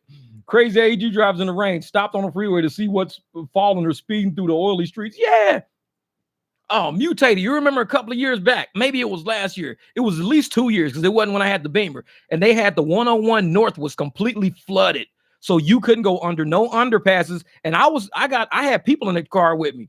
So I'm driving and we like going through the underpasses. That shit was like all the way up to my wheels, man. I was like, what the fuck? And I saw cars stuck all over the side of the highways because they tried to do it and they couldn't make it. And I was going through it. I was like, oh, so the next one I did, and I went up over the ramp and down because that shit scared me. I didn't think it was that deep because that shit was like, it was coming up, man. It was coming up. I was like, I don't know if we gonna make it. And I got them big ass airplane tires. We done floated the fuck away. And the people was loving it. They was like, man, this shit is cool. This shit is cool. And then when we went past Pima Road, when you started doing the looping around North Scottsdale, all that shit was like maybe a foot of just standing water on the highway all the way for as far as you can see. It was a goddamn motorcycle cutting through that shit. I'm in the Jeep. I look out the window. It's a dude on a motorcycle, just like it's nothing. I'm like, dude is brave as hell. He is brave. I was like, man, I know you can't ignore it. And I'm in the Jeep scared. I'm like, dude, I'm up above. I'm like, dude, that shit'll, the current will carry your shit and it'll take you because you're on air. It'll float your tires off the ground. You ain't sticking on the ground no more. Next thing you know, you're going sideways. And then you going over overpass, you going like out in the desert. That shit'll carry your car away, man. I don't play that shit. When I see flood water, and I mean, it was so many cars stuck that day. I mean, they had hazards on. People, cars just like broken down. I was like, wow. I'm like, people really tried to make it. And I'm like sitting there, I see all the cars going slow, and I'm like, well, I'm gonna go too. I went, and I'm like, oh shit. I'm like, I don't think we gonna make it, y'all. I got a big ass Jeep. I'm like, I don't think we gonna make it. We came out that shit, all that water was like, and I was like, okay, let's not try that shit again. Next one, I went over the overpass, back down on the highway. I did not go under the underpass like the rest of them idiots. And they just drive, they went through that shit, car just turned off. All you see is the hood of the fucking car after that. It's like, that shit happened quick, man. Yep, exactly. Because like you said, Mutated, the desert ground, it don't absorb the water. So it went from like 6 inches of water to like 3 feet of water from the time, because all the water was going to one place. It wasn't going into the ground. It was just going to one place. It was like people splashing through to cars just turning off like that quick. And I'm in a big ass Jeep. I'm like, dude, I'm not going to make it. And all these, I got riders in my car, and I'm like, dude, this is crazy, man. And even if you go over by, if you're doing Uber Eats and you over by ASU over off University, and you go to that food court place right there where they give you all the restaurants in one store, all those streets flood. Because I was in a BMW doing a delivery one time, and it was raining, and I cut through there. Dude, I had to go into the parking lot and cancel all the fucking deliveries because it was like the water was rising too fast. So I hurried up and drove into a parking lot, and I just parked. It was like a raised up parking lot, and that shit was like, that water was like quick as shit. And I was like, yeah, I'm not going up there. Yeah, man. That motorcycle had skis on it. Hey, Lisa, I don't know. Dude was brave, though. He was brave. I mean, it was like just now the sun was setting, so it was just getting dark. I looked in the rear view, and this dude came riding past me down the shoulder on a motorcycle in like a foot of water. There was no way he should have been. I'm like, this bike should not be just. I mean, his wheels were still on the ground. I don't know how. We were all going like 2, 3, 4 miles an hour, and this dude was like right through everything. And I'm like, this dude is crazy. He's like, maybe that was the day he was like, man, my girlfriend left me. I'm ass out. I'm just going to go outside and ride my motorcycle through flood waters. Fuck it. It's over for me. My girlfriend done left me. I'm like, all right, bro. Oh, it was crazy out there, man. It was crazy out there. Yep, man. Crusty, dusty mac and cheese. Talk to me. What's good? He's up in the building. Shit. He came through with the mac and cheese and this shit. Melly Mel. Make sure you got a supply of crusty, dusty donuts in your survival kit. Hey, and for anybody who's late to the stream and everything, we're saying, February the 24th, February the 20th, or February the 14th is when that protest is going on. So we're all, get your QR codes, go to Amazon and look up, QR code placards and see if you can get something made up. Cash App, Venmo, Zelle, PayPal, whatever.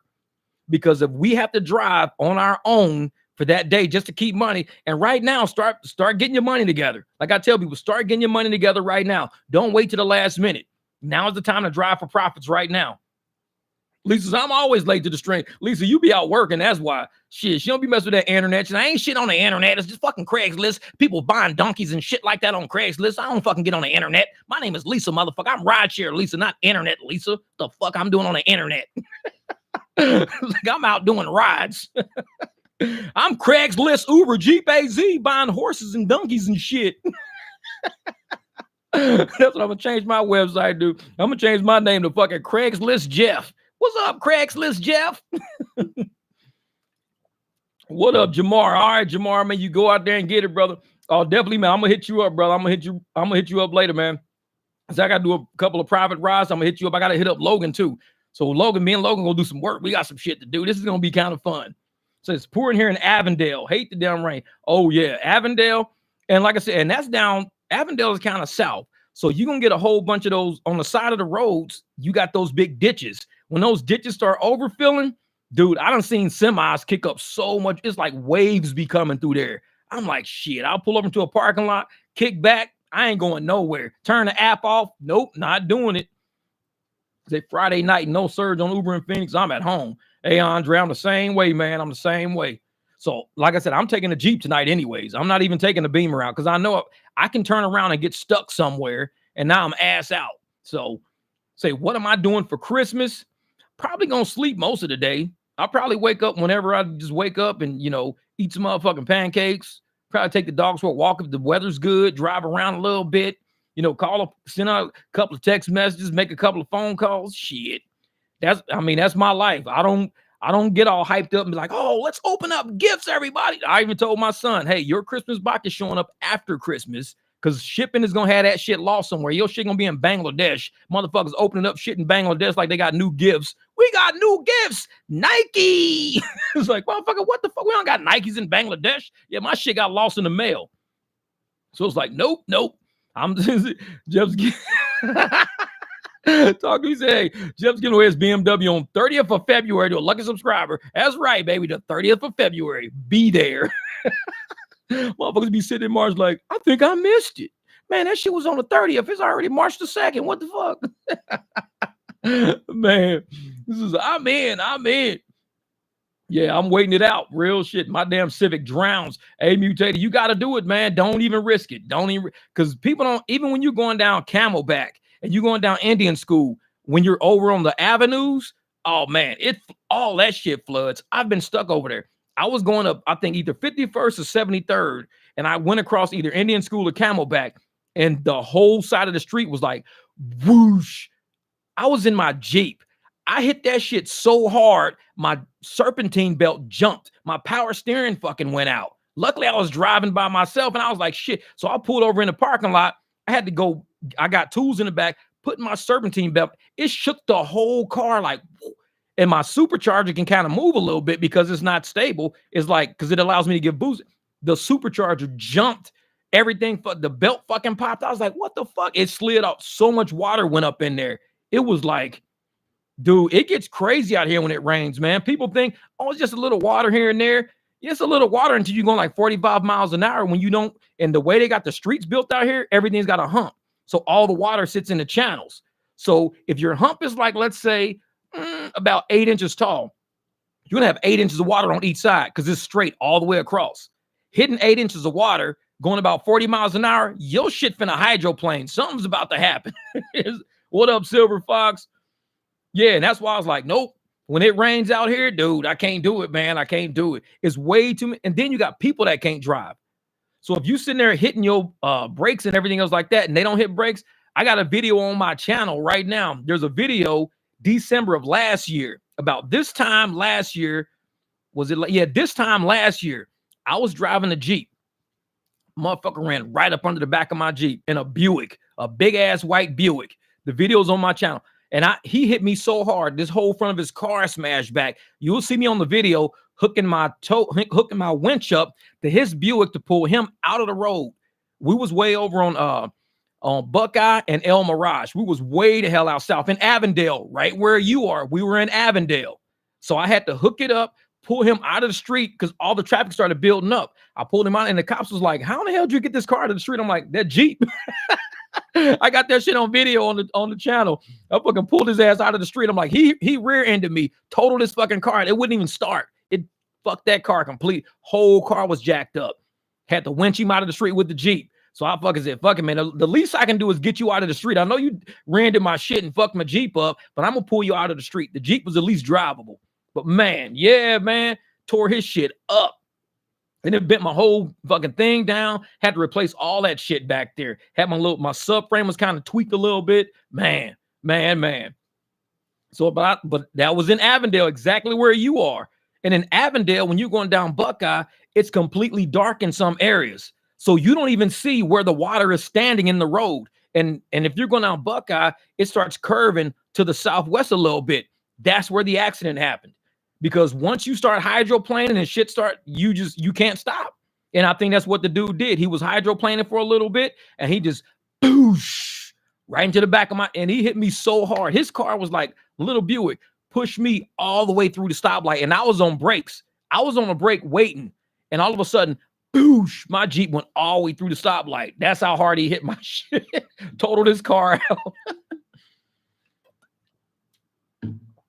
Oh, yeah, it was Buckeye. It was Buckeye. Man. Oh, Silver Fox, that was last December. It's like that was over 12 fucking months ago. What do you mean by lately? Lately as in the last generation? I'm saying that was last, but see, the BMW got tapped what? By a drunk dude, but that was it. Like I said, I don't have a lot of accidents. Arizona has a lot of accidents. And so because you know Arizona has a lot of accidents, know your fucking market. I don't be out in these streets with people knowing that they can't drive anyways. Last night, speaking of that, Silver Fox, last night, I finished shipping shirts. So I shipped out shirts to everybody. William Mills, all your shit's on the way. I got all the stuff coming. Megan Long, all your shirts are coming. So like I said, so I'm driving back from the post office. Me, big ass Silverado next to me. This is why it's so important to have insurance, man. Big ass Silverado next to me. I'm driving a Jeep. So I'm sitting way up in the air, all cars behind us. We got two lines and we're going pretty good. Speed limit's 45. We all going about 50. So we moving, you know, we coming down Southern, whoa, moving.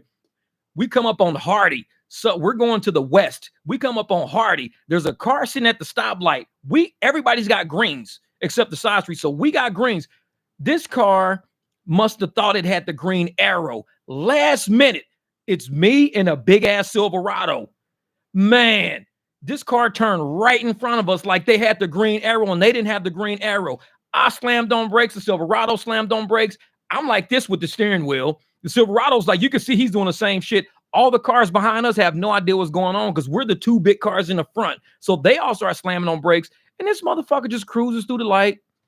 And I let off brakes and the Silverado let off brakes. And he looked over at me and I'm like, and he's like, dude, we're about to, the two biggest cars in line, we was finna smash that little ass car. And it turned like it just had the green arrow. And I'm like, we got green lights. What are you doing? Man, that's why I don't be doing that shit, man. And that was about, I got to look at when the post office thing was because I had just shipped off William Mills shit. I was just sending it off. And on that, it was like not even 6 minutes, not even 6 minutes going down the road. It was that damn, I just left the post office, was heading back home.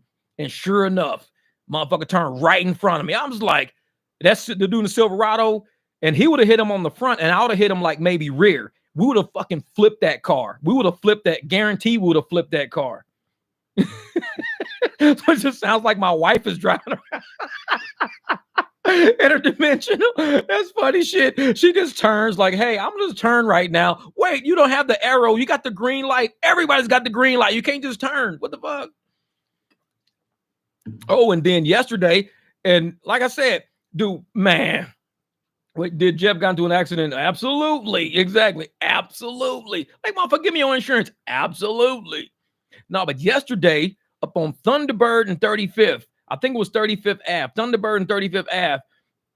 So there's a 19-year-old girl, 19-year-old little black girl driving east. She's eastbound. So she's on Thunderbird eastbound, driving. Thank you, thank you, brother. Keeps the pills. Thank you for the super chat, brother. I'm looking at the medical couriers. Oh, we're going to talk about medical courier. I want to do that. But this 19-year-old black girl is driving eastbound on Thunderbird. Yesterday, day before yesterday, driving.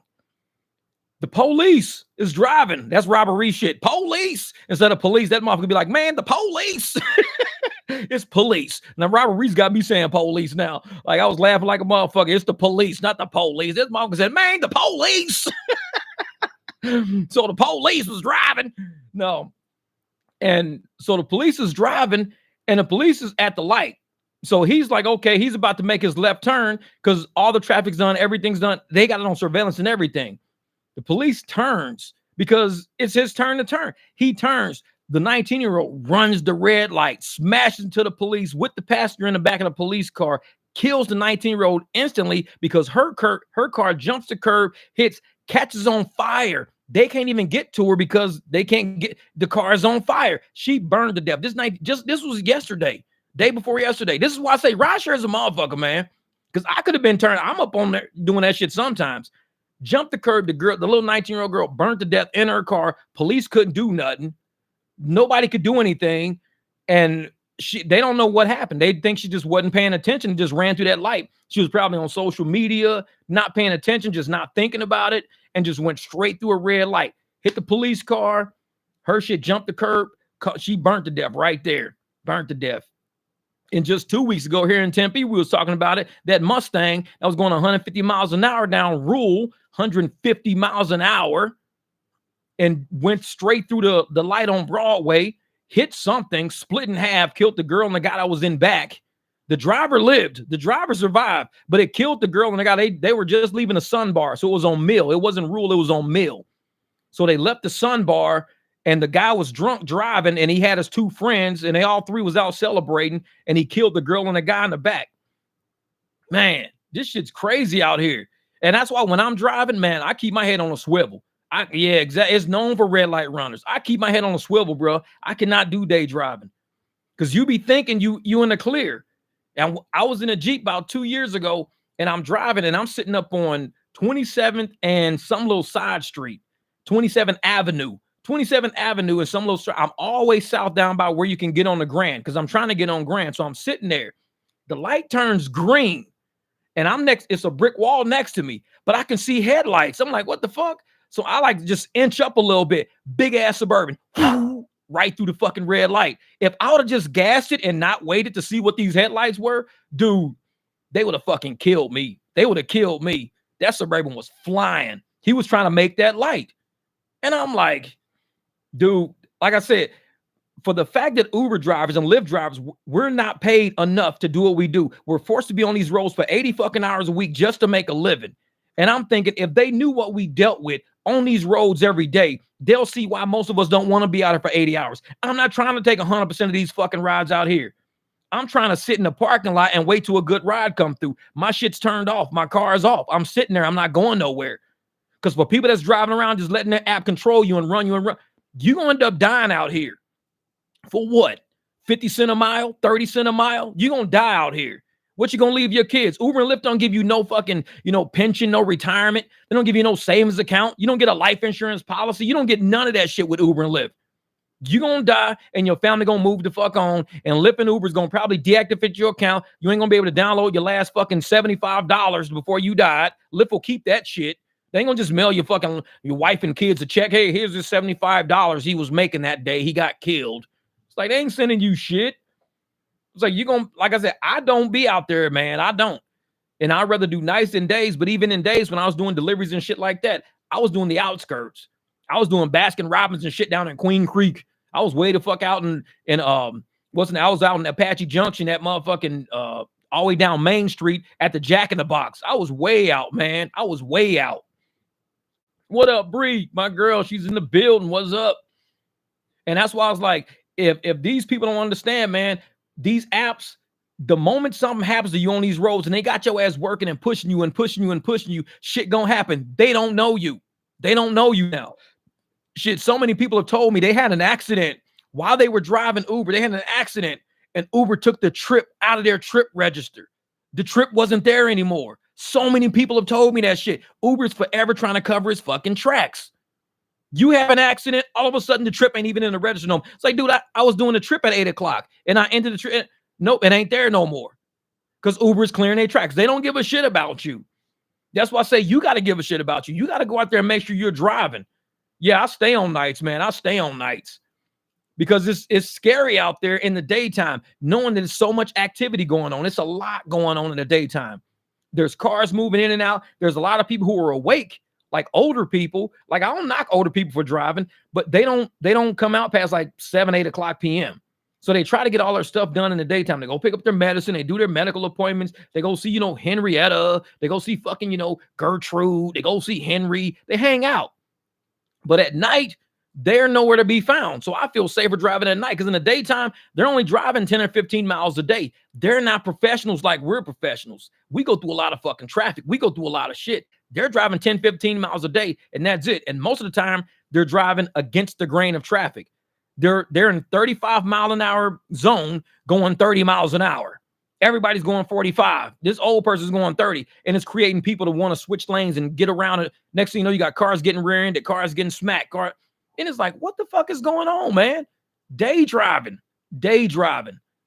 And until the apps, like y'all even know, I've said before, day drivers don't get paid enough. In my opinion, they don't get paid for all the shit they got to deal with. They do not get paid enough. Because at night, we got it a little bit easier because we can move and navigate and get through the streets a little easier, less hazards. Y'all don't get hazard pay in the daytime. Every motherfucking trip should have hazard pay on it. If you're a rideshare driver in the daytime, it should be a $3-4 hazard pay on every goddamn trip you take. Because that shit's crazy out there. You got to generate enough savings to not force you to drive 80 hours a week. Yeah, exactly, man. The amount of miles driven, no accidents, real shit, man. And people don't even know we're professionals at this. Professionals at this. All these miles we put on these cars and we ain't totaling cars out, man. What JP say? I think we got to focus energy on the new apps. Yeah, we're looking for them, man. We telling these apps out there, if y'all want some drivers, man, we here. But you already know what I'm talking about, man. The retired crowd, fucking Henrietta. But now, man, if we can just, get these apps to understand that there's no driver out here. 40 hours is a normal work week. That's it.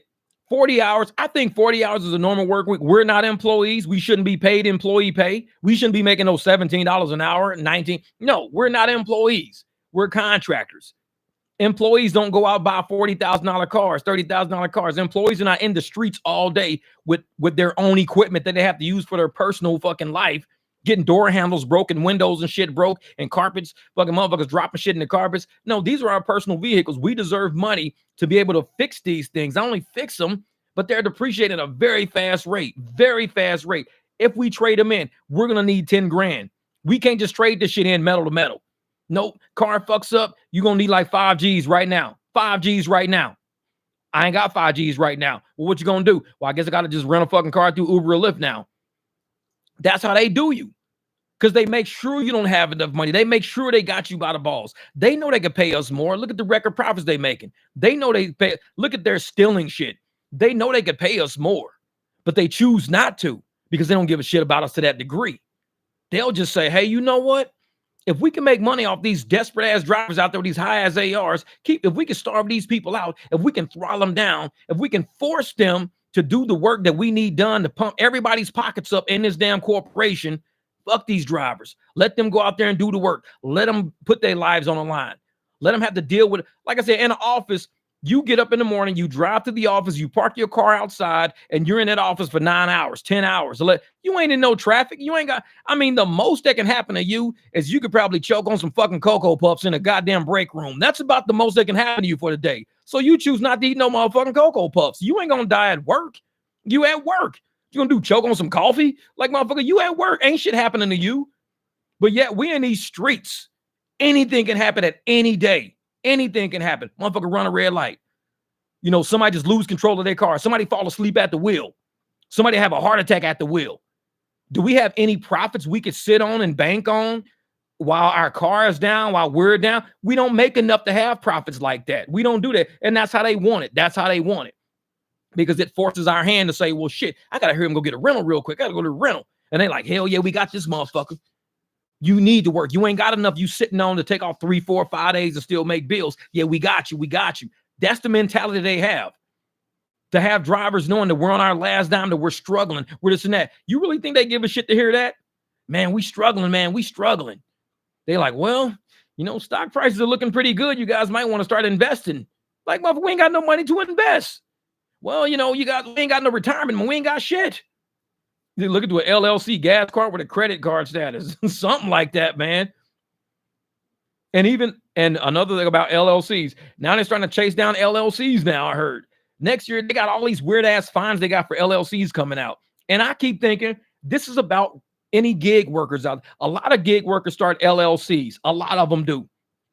They've been chasing gig workers in the government for everything. They say we make it too much on Cash App or Venmo or Zelle. So they want to fucking tax all that money. Then if you got an LLC, you got to pay these type of taxes and file these kind of files. You get fined $12,000 and you get fined $500 a day for every day you don't file. If you got an LLC, no matter what you do. It's crazy.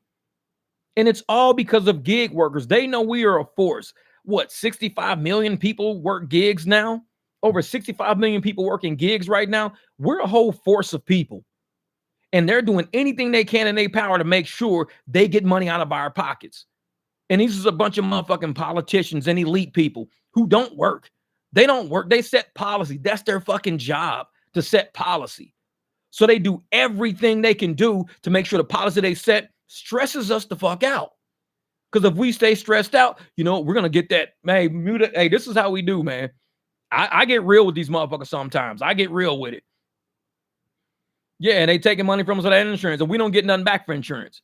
But as long as they can keep us all stressed out, they keep us all separated, arguing, fighting, divided, we're not paying attention to the shit they're doing for real. And once it's like redirecting our brains to the hot potato in our fucking hand. We're going to fuck with your money. We're going to fuck with this. We're going to make you file this. We're going to make you do that. They got all these Americans jumping through hoops to do shit just to survive, just so we can eat and our fucking family, keep a roof over our head, this and that. The meantime, these motherfuckers are all doing shady shit behind us. All of them going to jail for something. All of them caught up in scandals left and right. They're not worried about their scandals. They're not worried about their own lives, getting their own shit together. They worried about making sure you go through so much shit, you don't see what they doing. That's all. You just say your last name is Biden, you have to pay taxes. That's what I'm saying. Hey, Kev, that shit was funny. They interviewed fucking Hunter Biden. This dumb motherfucker. Everybody's like, Hunter, just shut up. Don't even talk no more. Stop talking. He's saying he can go around the world, get anything he wants, get money. Everybody wants his, because his name is Biden and Biden is golden. That last name is golden. So he can do anything he wants. He just said, well, I'm Hunter Biden. People going to throw him money because they know he's got pull. Everybody's like, Hunter, shut the fuck up. This is why you guys are being indicted for everything. Everything you saying right now, the bribery, the collusion, the corruption, and you sitting here in an interview saying, oh, I just go around the world and get money wherever I want because my name is Biden. My name is gold. I just say my name. Government's throwing me money. People throwing me money. I'm like, these is how these people are blatantly corrupt. And you have people out there turning their eyes saying, no, that's not really what he means. He just means his name is gold. You know what I'm saying? Like, no. Look at all the wire transfers. Where are they coming from? They ain't coming from me. They coming from big governments and shit. So like I said, a lot of people gonna turn a blind eye to everything what's going on because they're gonna keep fucking with us all the time as regular citizens. They're gonna throw a lot of people in our neighborhoods. What they just Abbott down in Texas. What did he just do? Abbott down in Texas just flew a bunch of people to sanctuary cities because they say, hey, you motherfuckers are sanctuary cities. Hey, here's some people looking for asylum in sanctuary. What did the sanctuary city people do? They got pissed. It's like, wait a minute, you can't vote yourself as a sanctuary city and say you accept people and say that you'll take anybody this and this. And so once motherfuckers get sent to your city, now you're mad about it. That's why Chicago's blowing the fuck up pissed right now. Man, this gray map is depressing. Man. Yep, straight up corrupt, man. Straight up corrupt. I bet both CEOs on vacation right now, loving life. Oh, yeah. And so, you know, when Abbott flew all these people in to Illinois, because Abbott's like, we're not a sanctuary fucking city. What are you talking about? You motherfuckers voted for sanctuary city, so you guys are sanctuary city, so get these people sanctuary. And now people are understanding what sanctuary city means. It don't mean you taking in fucking stray dogs. It don't mean you taking in motherfuckers, the humane society, like no-kill shelters. No, these are actual human lives. People that require resources. They need like mental assistance, physical assistance, financial assistance. These are real fucking humans. When you say we're a sanctuary city, you got to come up with some money. This is not what the most of these motherfuckers will be like, oh yeah, I want a puppy. Puppy grows up and becomes big.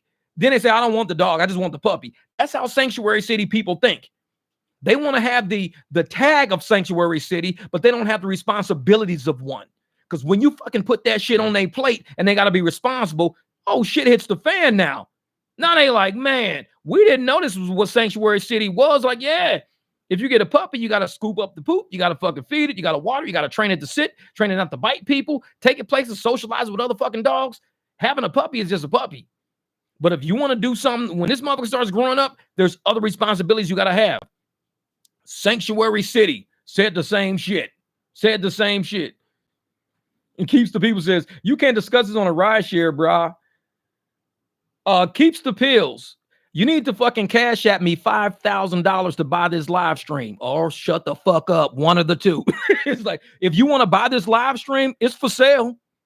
Because you got to keep forget this shit says Uber GPay Z on it. I don't know who the fuck you are. This says Uber GPay Z. If you don't like it, you can bounce. I don't think nobody gonna be mad if you bounce. But if you want to buy this live stream, it's 5 G's. Motherfucker, my Cash App and Venmo right here. That's my Cash App and Venmo. You can buy this motherfucking live stream if you want to. That's how I roll. So like I said, if you want to hear it, you got to go.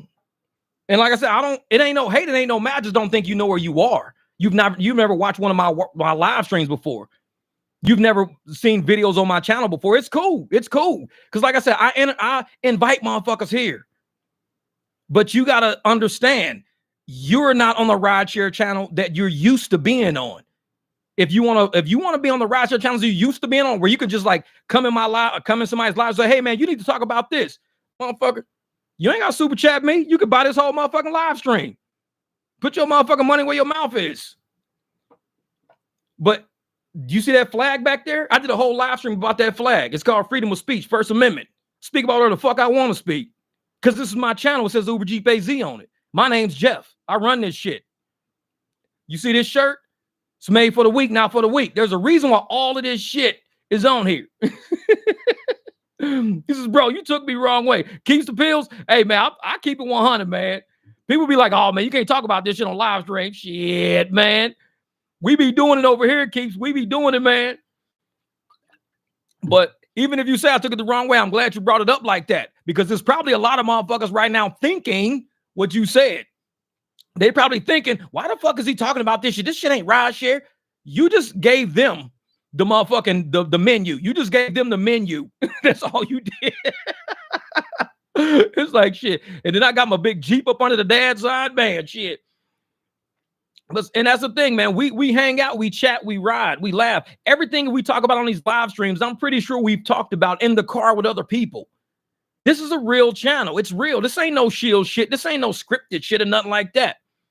So if we sit here and, like I said, if we sit here and we chat, I guarantee anything I've said on this live stream, I probably said to somebody in my car.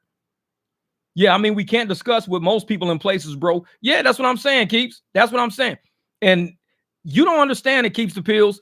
Last live stream I was on, some dude walked in and he was like, oh, if you're talking politics, I'm out of here. Bye. See, you wasn't here for that one. That's why we laughing at it right now. That's why we laughing, because last live stream, somebody really came in and said that shit, bro. For real. Somebody did. They really walked in. This motherfucker was like, oh, if you're going to talk, I'm out of here. Goodbye. It was like, see, shit, I don't know what to fucking tell you, man. I really don't even know.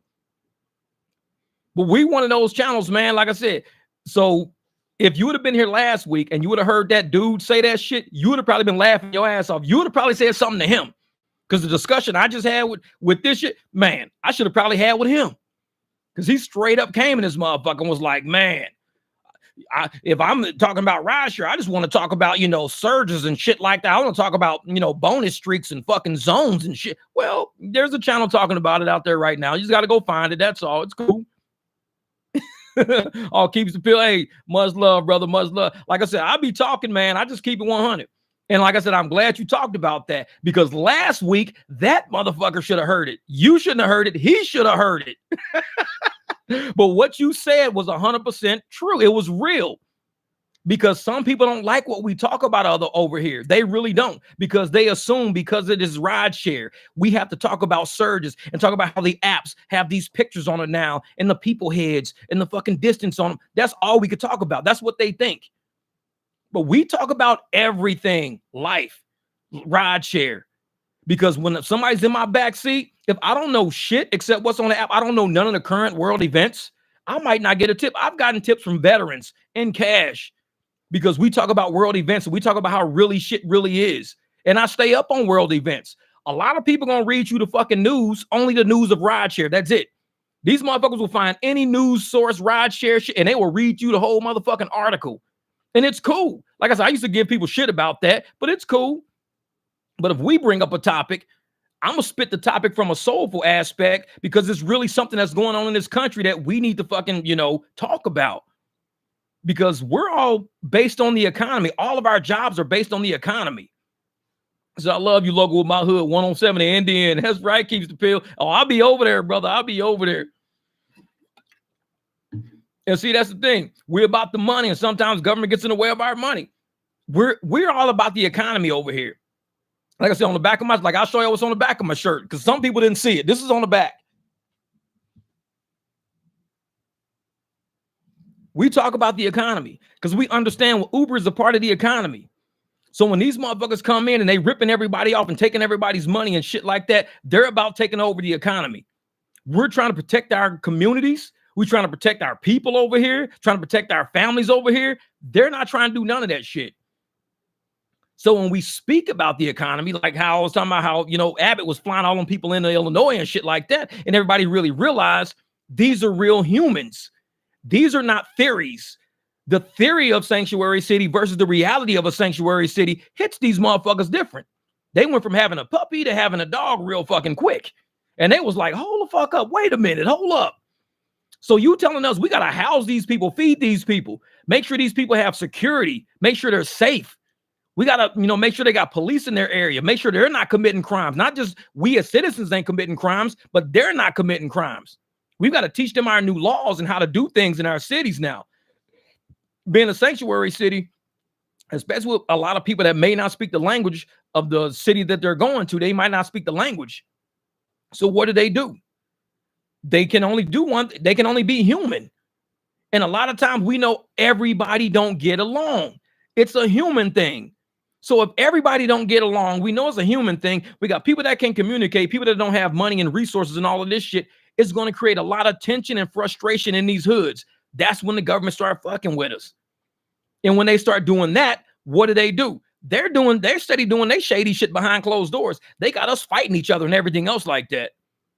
We're sitting here worried about, you know, the new people being bussed in and flown in and shipped in and walking into our neighborhoods. We're worried about that right now because they need help. They need assistance. These are kids who are 6 years old. These kids are, 9 years old. They're 17-year-old young men. There's 30-year-old women. These are real fucking people. These are not theories of people. These are real people. And if you put a real person in front of me, there has to be a level of humanity that has to be exercised. And I think what they're doing, what the government is doing, they're exercising 0% humanity, all fucking theory right now. And the theory is kind of kicking America's ass right now, just like with Uber and all these fucking people. They have a theory right now. Their theory is to fucking flood the market with a ton of fucking drivers, don't pay none of them, and expect everything to be okay because profits for them will be good. Just like what Sergio and them said. Oh, yeah. Well, when the take rate is high, the stock price is high. That's their fucking theory. They think that theory is good. That theory is not good. That is a bullshit theory. Because if the take rate is high, that means we don't make enough money. The economy is fucked up. The real life we live is fucked up. So the business and the corporation might look good, but the take rate is so high, our money back home, we don't have it. We don't have money for savings for rainy days, shit like that. We have nothing left. We have to work 70, 80 hours a fucking week just to make it when we should all be working 40 hours and calling it good. I tell motherfuckers, I'm not greedy. If I could work 35 hours a week and survive, I would. I'm not greedy. But you got motherfuckers out there every day. I'm trying to make $2,500 a week. I'm trying to make $2,000 a week. I'm trying this and that a week. Cool. I get it. Maybe your life is that expensive to where you need that. Like I said, some people need to work that hard because their life is that expensive. Some work that hard because they can't make profits any other fucking way. But for me, I'd rather not be on the road, not saturating these markets, not taking money out of another family's mouth that might need the money more than I do. When I was young, my mom used to say that shit all the time. Maybe they just need it more than you do. That's not a theory. That's a reality. Some people need it more than you do. If I say, you know what? I don't have enough money to go to the grocery store this week, this and that. I could go to my deep freezer. I can start thawing shit out. I'll find something to fucking eat in there. It's probably some old ass motherfucking chicken nuggets, some fucking pot pies and shit, some old ragged ass motherfucking hamburger meat I done fucking separated and forgot about. I'll find something to eat in there, but somebody else might not have a deep freezer full of raggedy shit. They might not have nothing, zero, a refrigerator with fucking ketchup and shit in that motherfucker. That's it. So they gonna need it more than I do. Because I can go in there and figure some shit out. I'm like, hey, here's some old dusty ass chicken nuggets. They got fucking freezer burn. So you let that shit sit out and let the ice melt. Then you throw it in the fucking fridge. Somebody's always going to need it more than you do. So when greed happens, that's how these corporations and shit are, man. The corporation is like that. They think they need this money more than we do. When we're like, you're drowning out the fucking economies around you, overcharging riders, underpaying drivers. We need that money because without it, people are getting evicted. People are losing shit. And a job shouldn't be like that. A job shouldn't be like that. It shouldn't run you into the fucking ground to where you have to work to the point where, like I said, a lot of people live in check to check and shit like that. Those jobs should be paying their employees better, because if the employee is building a company, let the company build the family. Because if you spending all your time building a company is saying fuck your family, I mean, that's the relationship right there. Why am I building a company and a corporation so you can give your family bonuses and give your family raises and make you guys eat well, and you guys, are paying, buying new cars. You guys got, luxury apartments and condos and shit like that. But my family is not getting the benefit of my output. Slavery. How many slaves had the benefit? And it went from slavery to sharecropping right after that. And even sharecroppers had it fucking bad after a while. But slavery had it worse. You're doing all this work, and how is your family benefiting from all this work you're doing? The people at the fucking plantation are benefiting. The motherfuckers up in the big house are benefiting, because those are the greedy ones. Those are the ones that want the 31 fucking Duesenberg stretched the fuck out in the driveway. Meanwhile, you ain't even got a second pair of pants. We fucking grew up in the era of hand-me-downs. Everybody had hand-me-downs when I grew up.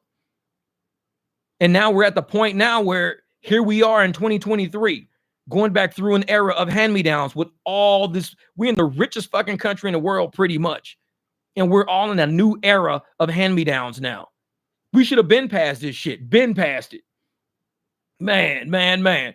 Keeps the pill. Hey, you know how, man, this is how I do, man. I tell people all the time, man, we're going to speak about some real shit over here. But like what you said, man, a lot of times they don't let us speak on this channel about that, or they don't want us to. People like run out of the room real fucking quick. They dart out. I'm out of here. Because they know shit's going to be real. Because what we do every day is real. There's going to be drivers today, drivers tomorrow, drivers driving for Christmas. Somebody's going to get fucked over to where their car gets hit and their insurance is going to be denied. And somebody's going to say, we can't help you. We can't do nothing for you. But that person put in 3-4 years of hard work to build a corporation, to build the goodwill of a corporation, to give rides to all of these fucking people, and to end up with zero at the end of the fucking day. That's bullshit to me. How are you going to build a corporation, build a company using human bodies? We ain't theories. We're real humans. We ain't theories. This is not theoretical. A driver might be theoretical, but my name is Jeff. I do have kids. I do got people to feed. I got pets. I'm a real fucking person. But as long as they pull the humanity off the fucking table, they don't got to give a fuck about you. Because they're looking at everybody as numbers. Oh, we got 1.5 million new drivers. Oh, new driver, new tools, new slaves is what they think of. Why don't you think of 1.5 million more families involved in the mix of people that we have to feed and give resources to? We have to take care of. Some people got to get them go to church. They need church shoes and shit like that. They need some slacks. They need good shirts. This is what we doing it for. When David Richer said, well, we don't know, what driver expenses are. Well, you have to know what drivers do. Drivers do the same shit that people in the office do. Some people go to church. They got to have a blouse and a dress to go to church. Some people got pets. They got to buy a new dog leash and go get their dogs fucking, injections and vaccinated and get them dog tags and shit like that. This is all extra money that we're trying to make through us doing actual work. Actual work of us driving in these fucking streets to where we're damaging these cars. We're going to need tires. We're going to need brakes. We're going to need a new headlight because the headlights went out. Most of us nowadays have the HID ballast in our cars. It used to be you can just go to a store and spend $11 on a fucking headlight. It used to be like that. Oh, $11, cool. Now, headlights be $140. It's like, motherfucker, this is 2023. This ain't no fucking 1980. This is 2023. A fucking headlight can cost you $400 or $500 just for a headlight. And yet these are the cars that we're using, that we go purchase and we buy, and we're driving them around. And these motherfuckers are like, hey, man, here's 50 cents a mile. Here's 30 cents a mile. Here's $1 a mile. Wait a minute. Like, dude, do you realize, like, this is 2020? We are in a new era. Our cars do have Wi-Fi involved and shit like that. We got to have money to fix this expensive equipment that you're selling at a high price. You telling these riders, hey, man, we got a $75 car coming to pick you up. It's fucking business comfort, motherfucking leather seat, shit kick back, center fucking console, climate control, fucking Wi-Fi. But yet you going to pay this motherfucking driver $25 for that shit. No, something's wrong with that.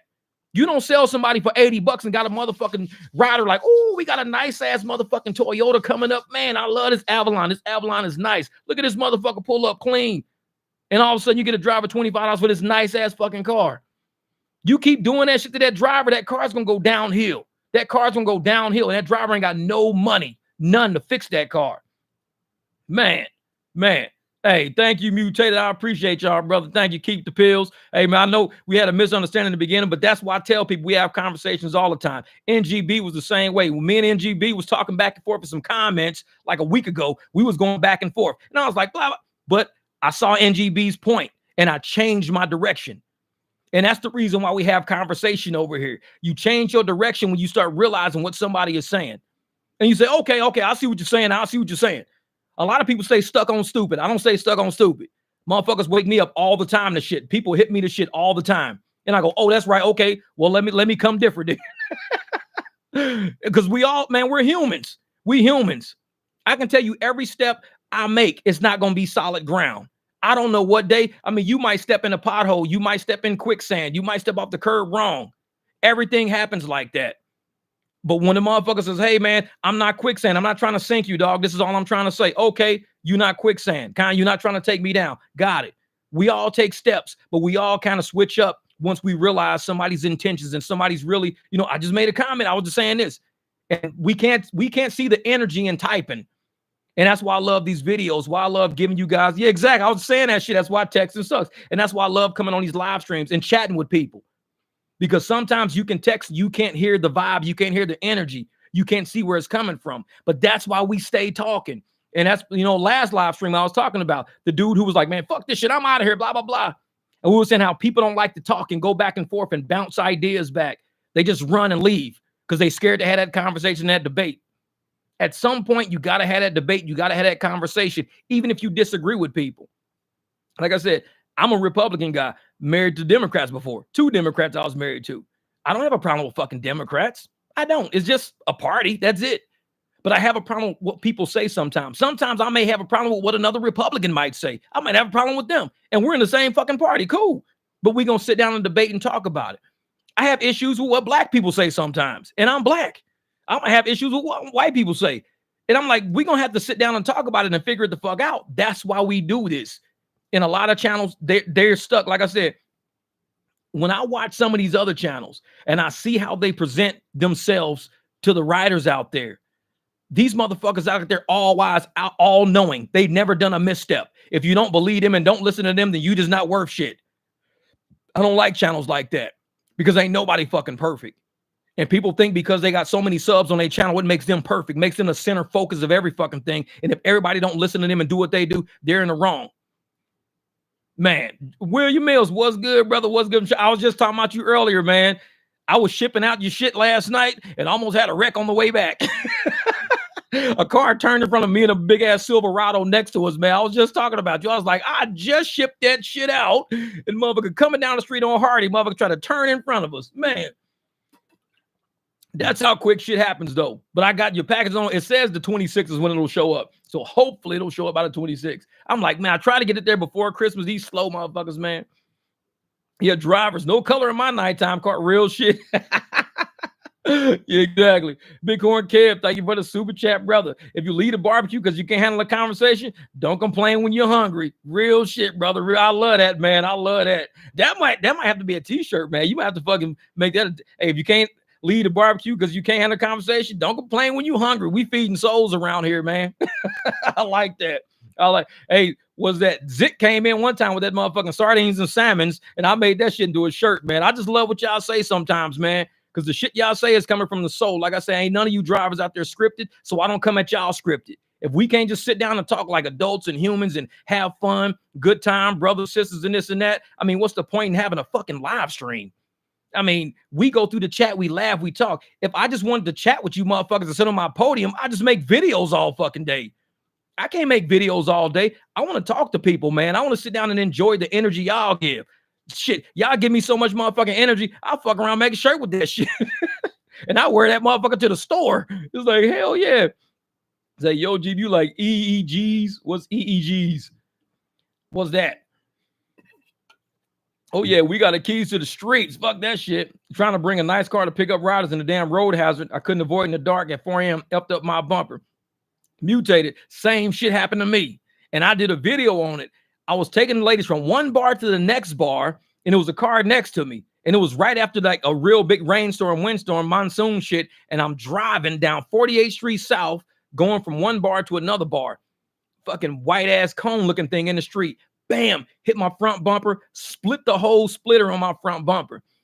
Man, the ladies, shit, they ain't even fucking tip me or nothing. They say, you know, we sorry what happened to your car. We so sorry about that, man. That's fucked up, this and that. Man, all of a sudden, motherfucker, my man Stanley Jingles like, you know what, man? I appreciate you, bro. I like what you. Stanley Jingles hooked me up. End up getting me a whole other fucking front spoiler. I was like, man, thank you. I appreciate that shit, man. So that's why when people look at all my videos, when I pull up to any curb in this fucking city, go anywhere, that shit says Stanley Jenkins Motorsports on the front of my car. It's like, fuck them. When they ask, well, what's Stanley Jenkins Motorsports? I explained to them, my man down in Memphis, great energy. And that's how we share energy with people. You know what I'm saying? I carry the legacy of what people have done, who people really are, how they are, drivers, who people think we ain't really worth shit. And we out here doing the best we can do for these fucking communities out there. We out there sharing energy with each other, knowing any day could be our last day. If fucking somebody run a red light, we done. But we show up every day, man. Was that good slushies, EGs? Oh, I didn't know that. Yeah. All right, Tracy. Nice to meet you, bro. Nice to meet you, Tracy. Hell yeah, most definitely. Hey, you gonna catch me at the Circle K out here, man, or Quick Trip. I just be sitting in the parking lot, man. This keeps the peace. I got a t-shirt business sitting here, but I had to go back to work. Keeps the pills, man. Everybody's gonna need clothes. There is no industry that won't continue to need clothes. Whether you do stuff for like, you know, sports, especially like little sports leagues and sports teams like that. I get a lot of phone calls about people saying, hey man, can you make a sports team? I'm like, dude, I need a silk screen machine to do what y'all asked to do. That's a whole lot of fucking shirts, man. But there's somebody out there that has the capability to handle some of the requests that I even get. So if it's something like that you do, I could be like, Tracy, let me give you this phone number because this motherfucker asked me to do something and I don't have the capacity to do it. It might be something you could do. That's why you got to shoot me an email, man. My email's in my description. Shoot me an email because I get a lot of requests from like coaches and young, because I used to be a coach out here for flag football for I-9 Sports. I was an I-9 Sports coach. So I get a lot of people that know I make shirts and I was a coach. So they always ask me, hey, can you make us some jerseys? Can you make this and make that? This might be something for you. Like I said, I don't have the capability to do it. I like to make like little t-shirts. I like to make like hoodies every once in a while, stuff like that. But you might be able to take it to a whole level. And like I said, you never know where it might go. You might end up doing shit for a whole fucking league, 4 or 5 fucking teams. Be like, Jeff, man, thank you for giving me that phone number, dude. I got to do 4 fucking team shirts this week. Hey, there you go. That's how we connect and how we take care of families, man, how we take care of drivers. If there's something out there that I know a driver does, and it's something that I know that they can make money on, it frees my time up to go do whatever I got to do and where there's work on a car, get my, put some new wheels on some shit. And that driver can do that. And that driver can make money right there. So that y'all ain't got to put yourselves down on these fucking streets and wreck these cars and shit. Like, man, I'm one of those people, man, that I don't mind sharing because, like I've said it in live streams before, you can't take none of this shit with you. So energy is all you got. Energy is the only thing that can outlive your physical presence. Energy is the only thing. Energy never dies. Anywhere in the fucking universe, energy just dissipates and goes into another direction. You can't wipe out energy. It sits somewhere sometimes. When you think energy is done, it's just inactive. So when it's inactive energy, it's still building a force. Just like with earthquakes. People think like an earthquake is done. You don't feel it. You don't see it. Ain't nothing happening. But there's still energy moving. You got tectonic energy still moving plates the whole time. It just hasn't shifted. It hasn't jumped yet. So tectonic plates are always energy. The earth is always moving. Shit's always going. Even when you sit there and go, well, the earthquake is over, so I guess it's done. No, it's just dormant right now. It's not, the energy is still there. It's just going to take a while for it to build up enough to create something. So,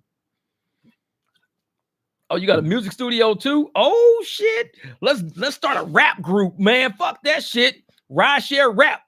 Be like, fuck David Risher. I'm just kidding. Dera era. Fuck David Risher. Dera era.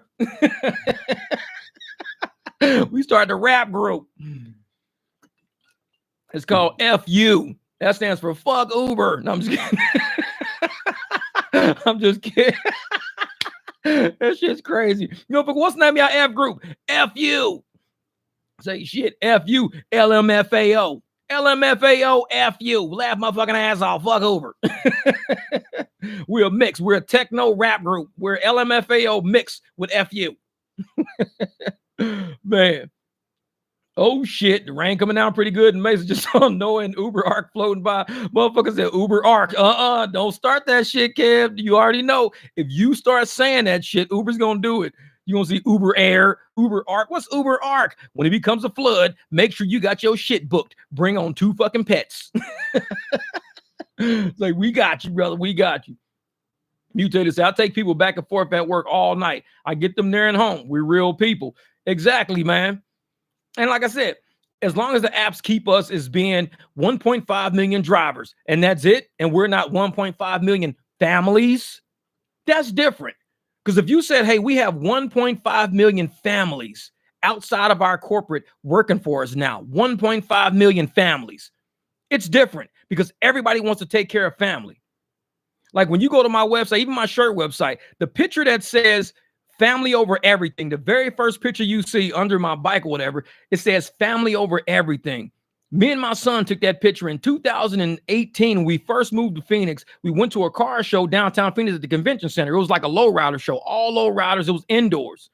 When we walked past that car, I took a picture of a car that said La Raza, L-A-R-A-Z-A, La Raza. That stands for the family too. So I took a picture of La Raza, but I also took a picture of that car. It says family over everything. And it's got the whole rear end jumped up.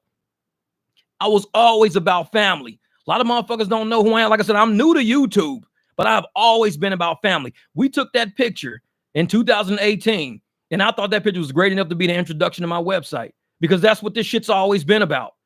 Everything I've ever done. When I was fighting in court to get custody of that little fucking kid, it was for family. I knew his mom was going through something at the fucking time. And I said, I can protect him. You can finish doing what you got to do. Get your degree. Do whatever you're doing. You know, she was going through a divorce at the time. I was already divorced, so I was good. And I'm sitting there like, you know, yeah, the race, the family, yep. And so I was like, let me just take him and eventually he'll come back to you. Like, I didn't take my son from her. I gave her the chance to help build her life up because she was going through something. And I said, you can build yourself up. He'll come back to you naturally because he sees that we're not fighting. So when I got custody, I took the burden of raising this kid. Like I said, we was homeless at the time I was raising him. We were homeless. I didn't have to take custody of him, but I put my life on the line. I was homeless twice when I was raising this kid. I was trying to rent rooms and shit. I had my son sleeping on like fucking couches and shit, renting couches from people. But I said, I will take the burden of you raising this kid off of you. I'll take him. Raised him, and he returned to his mom. He's down in Florida with his mom right now, and he's a young man now. He saw us go through shit, but not only go through shit, but go over shit. We got through all of that. So he never heard of me going through anything. He experienced it with me. He never had to hear about his dad. Never had to hear, oh man, he lived it with me. We was with this shit together. So he sees being a man, dude, you don't have to stress. Keep fucking fighting. He saw us go from renting a fucking couch off of somebody, sleeping in my Escalade with towels in the window, to buying a fucking house in his neighborhood. And it's the second biggest lot. We're the second biggest lot in his neighborhood. You can look at that shit on the fucking map. And I'm like, holy shit, we the second biggest lot here. We didn't do that shit on purpose. It's just something that happened. Life threw this shit in our fucking lap. But I never gave up the fight. I kept fucking fighting, and I wanted him to be with me. I've always been about family. And that's why on my fucking website, that shit says family over everything. I didn't just put that shit on there right now.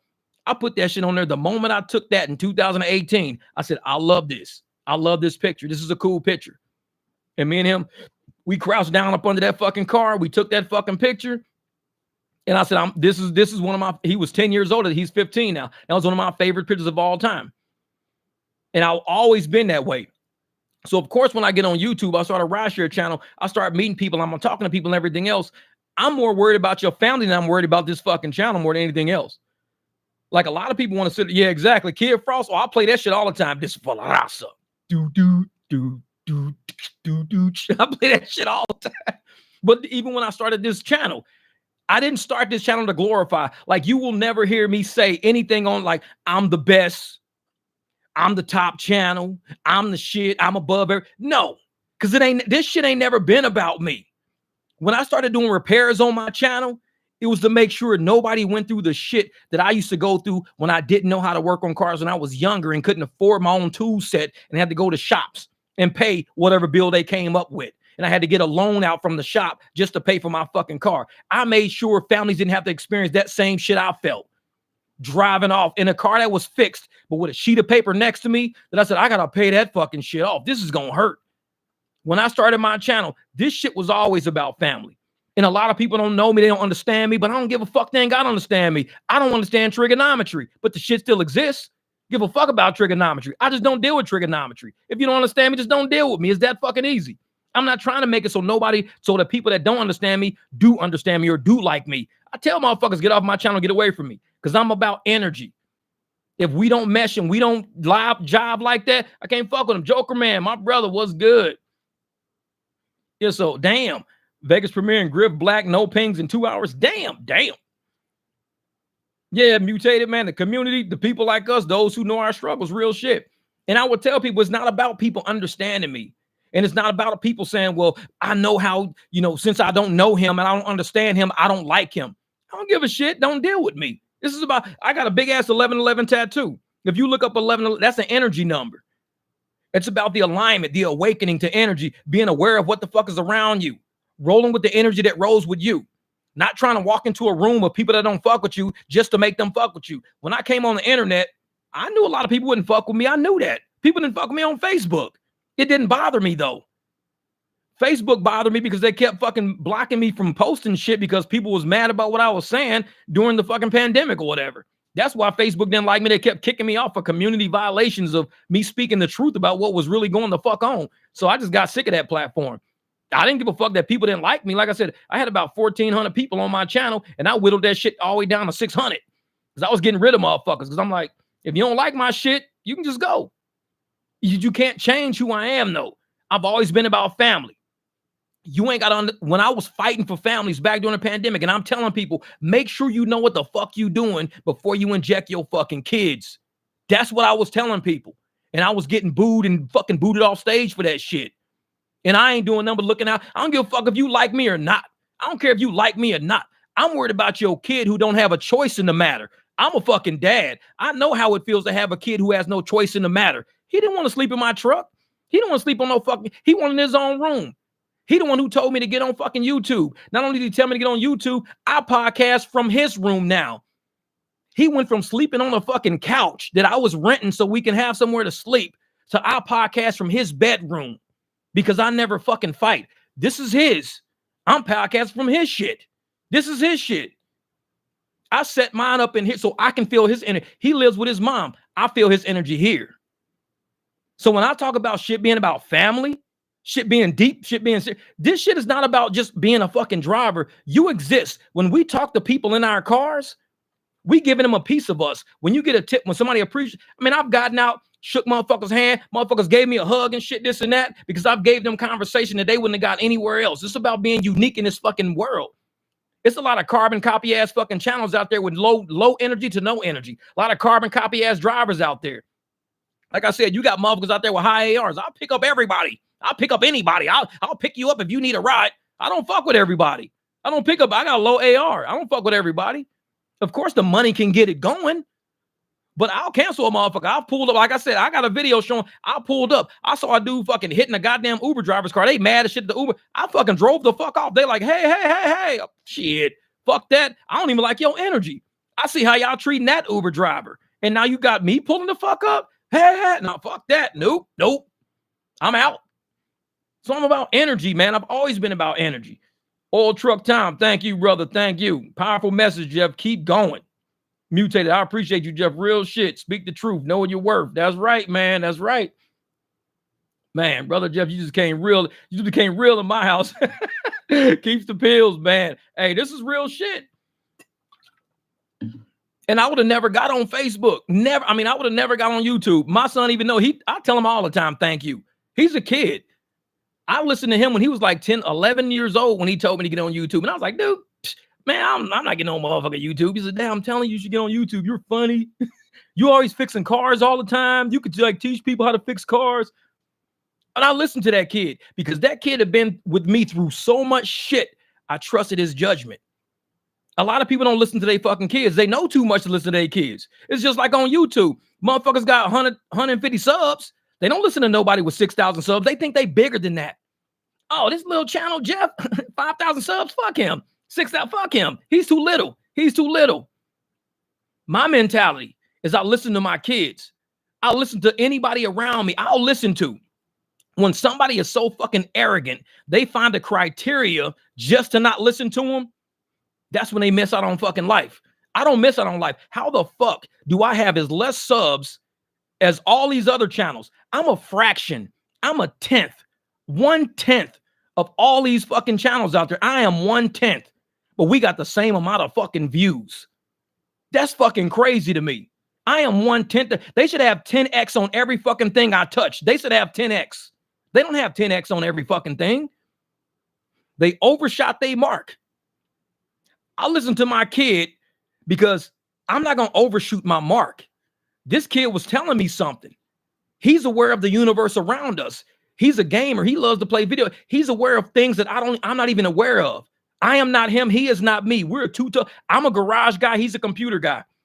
But I sat and I listened to him because I'm not going to overshoot my mark and not listen to this kid. Because of this kid, my life magnified. I messaged him the other day. I told him, I said, dude, you make me a better dad, man. I messaged him that shit. I said, dude, you make me a better dad. I could have any motherfucking kid in the world.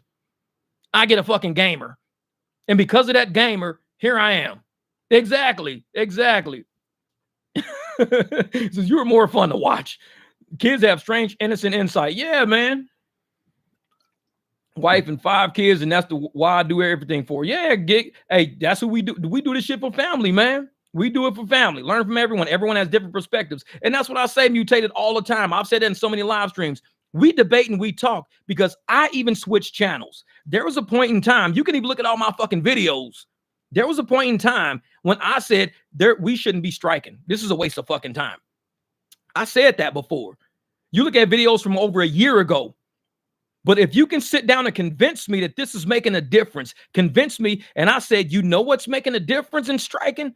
It's awakening people. People are realizing drivers aren't happy. So I will be the first to admit, because now you see me supporting strikes all the time. I'll be the first to admit I didn't get it back then. I didn't get it. So you got to keep talking to people. You got to keep beating people over the fucking head to say, dude, you got to understand.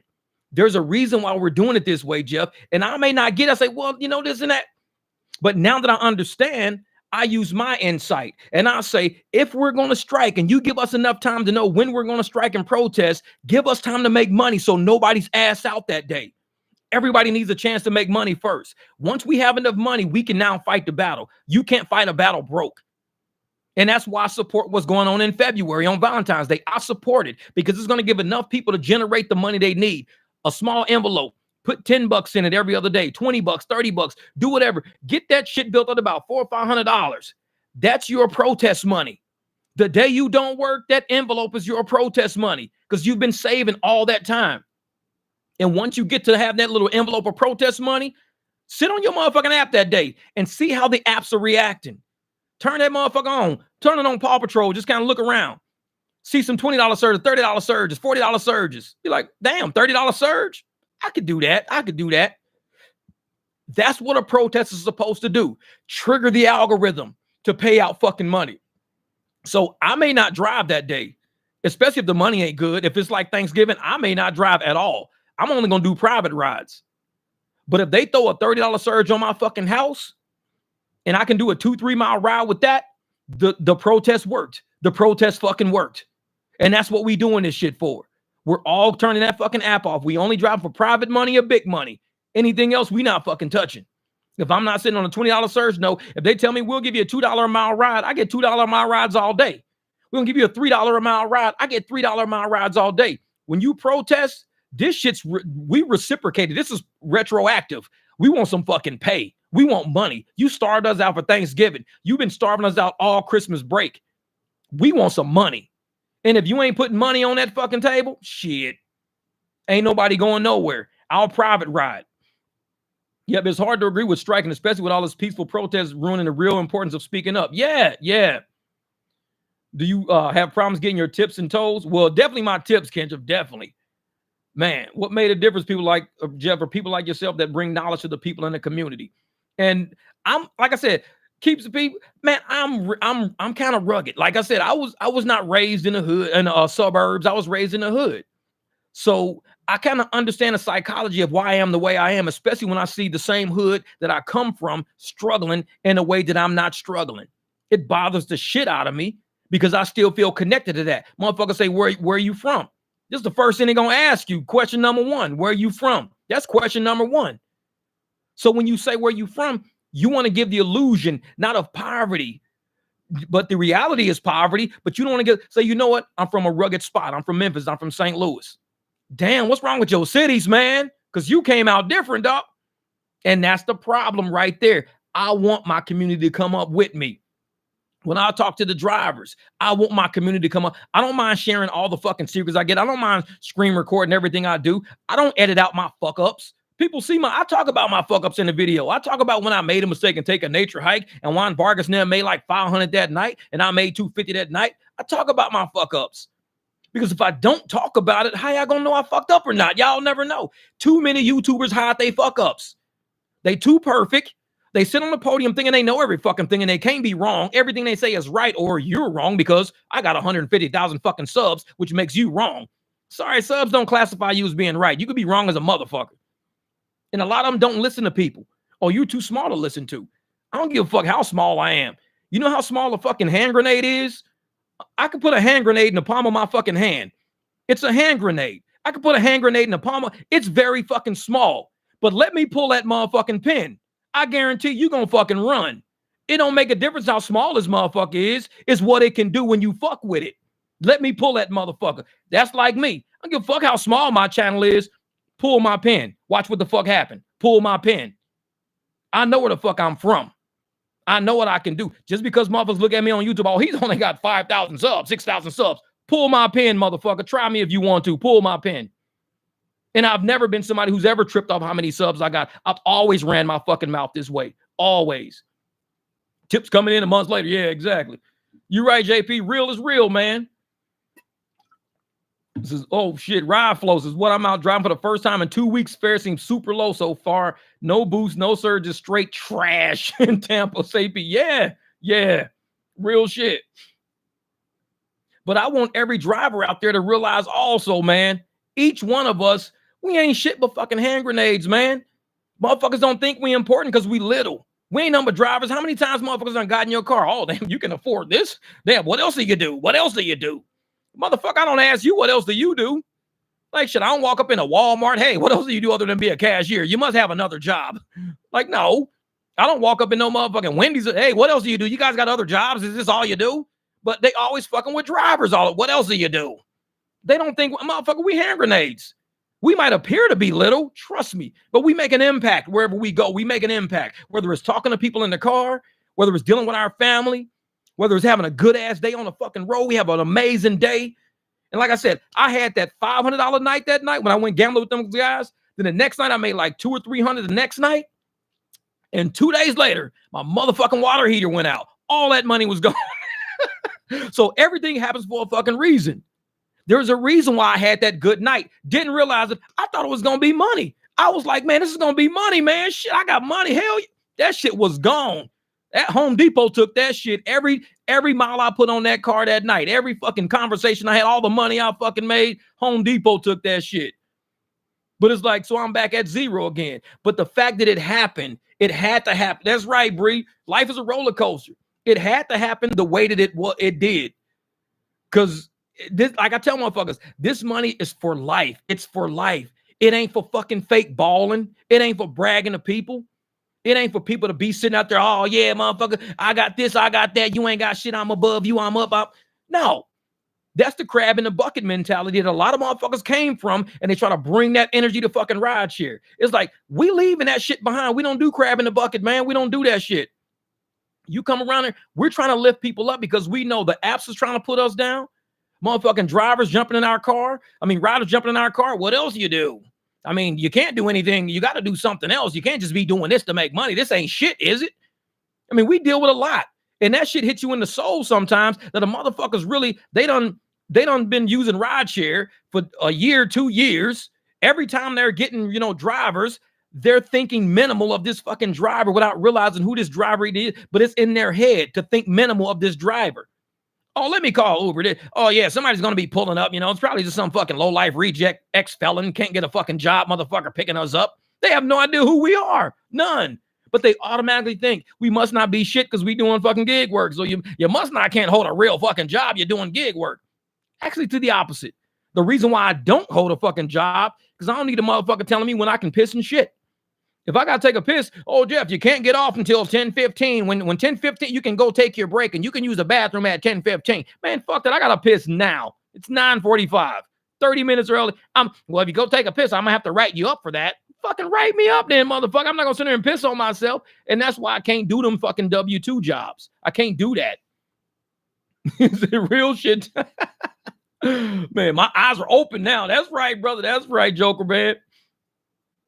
And I tell people, man, you know, if we're gonna be who we are in the whole like existence of what we started as kids, going through all the shit we went through, all the experiences we went through, and some of our experience can help out the people that's jumping in our cars. We talk to them, counsel them, give them fucking therapy and shit. Motherfuckers crying in the car, and we trying to, you know, let them know. Turn the app off and talk to them for extra 2-3 fucking minutes, even after drop off, just to make their fucking day. We do this shit as drivers. We do it. We're very important people to a community for these apps to come into our communities, taking all the money out of our fucking communities and telling us we're going to leave you motherfuckers in a desolate ass fucking broke spot. We're going to make sure we don't leave any trail, any stone unturned. We taking all the money we can take. If we can extract $25 out of this fucking rider for this ride that they normally pay $12 for, if we can get 25 out of them, we going for the fucking 25. What does the driver get? $7 out of the 25. Oh, it happens all the fucking time. They don't once think, damn, we actually got 25 out of this dude. Well, shit, kick the driver down, man. If we got more money, kick that driver down. Because you know that driver's good. Fuck giving him 7. Give him like 15. Shit, just throw him $15. They don't do that shit. They gonna play us as much as they can. But we know how important we are to the communities that we serve. We know it. Motherfuckers ain't gotta tell you nothing. They try to tell you your car is not a luxury car because it's not on the fucking list. Like, man, fuck your list. Your list ain't got shit to do with my reality. That's your fucking list. Well, unless your car's on a list, you know, we can only pay you this much. Give a fuck what you're talking about. I ain't got to take that much. I just decline that shit. Kick back and relax. I see motherfuckers right now out there. Time to wake up. I see motherfuckers out there and goddamn cars, you know, 2010, 2012, making $300 a day, $400 a day. You know why? Because it don't make a difference what you think of a motherfucking car. They gonna accept the best rides for them. So you might think, oh, you're nothing but an Uber X. You're nothing but a basic Lyft. Watch that motherfucker make 300. Watch them. Because they're gonna kick back. They're gonna trap Surge. They're gonna fucking Harriet Tubman this shit, Paw Patrol this shit. They're gonna figure out how to make money with that 2010 fucking car that you says ain't it's not a luxury car, but they a luxury driver. Fuck what you think about them. They gonna make the money. And that's what we're all upset about. Because we know that Lyft can quickly say your car that we had on a luxury tier has been luxe since the time this fucking company started. We can just flip a switch and say you're basic. They could do that shit. Flip a switch and say you fucking basic. You ain't nothing but a basic bitch, Jeff. You a basic bitch, Jeff. I'm gonna make a t-shirt that said basic bitch. I'm a Lyft basic bitch. I ain't Lux no more. I'm a basic bitch. And that's what they do. They can just flip a fucking switch. So because they flipped the switch, should it change me into thinking I'm fucking basic? They don't run me like that. I know what the fuck I'm worth. You might say, hey, you what up, Tony? What's good, brother? And they might say, Jeff, you just fucking basic, dog. That's it. You just basic. You ain't nothing important. You just basic. But I might think I've been Lux since the entire time I've had this fucking car. I feel luxurious. I've given luxurious rides, luxurious conversations. I drive luxurious. I do that. But because you flipped the fucking switch and said you just basic, now you think I got to act basic? My motherfucking AR on Lux was like 85% on Lux. My AR on Lyft is like 3%. Right now, my shit's at like 3% right now. I don't even fucking know what it is. I ain't looked at it in a while.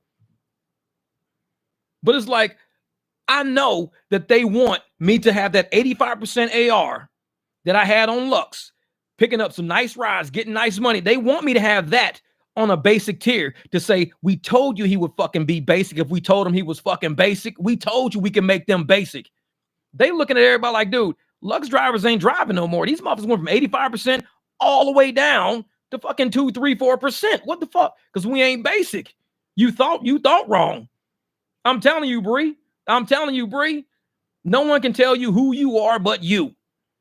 And these apps, these motherfucking psychological warfare ass fucking apps, they think they're going to sit up there and tell these grown ass people out here who have invested $30,000 into a car, $15,000 per year in fuel. We invest in 15 G's a year in fucking fuel alone. You going to tell us we some basic motherfuckers? We business people. We ain't fucking basic. You tell me what W-2 employee out there is putting in 15 G's a year in just gas, just fuel. I mean, these motherfuckers might fill up once a week, probably. We fill up once a day.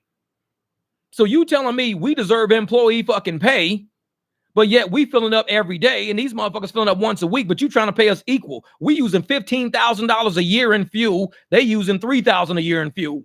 We ain't the fucking same. We're far from it. So if we can't make that $12,000 gap up, and that $12,000 just fuel, $12,000 more in just fuel alone, that's an extra G a month. Extra G a month we should be paid just for the fuel. Then you got to look at the wear and tear I'm putting on this motherfucking car.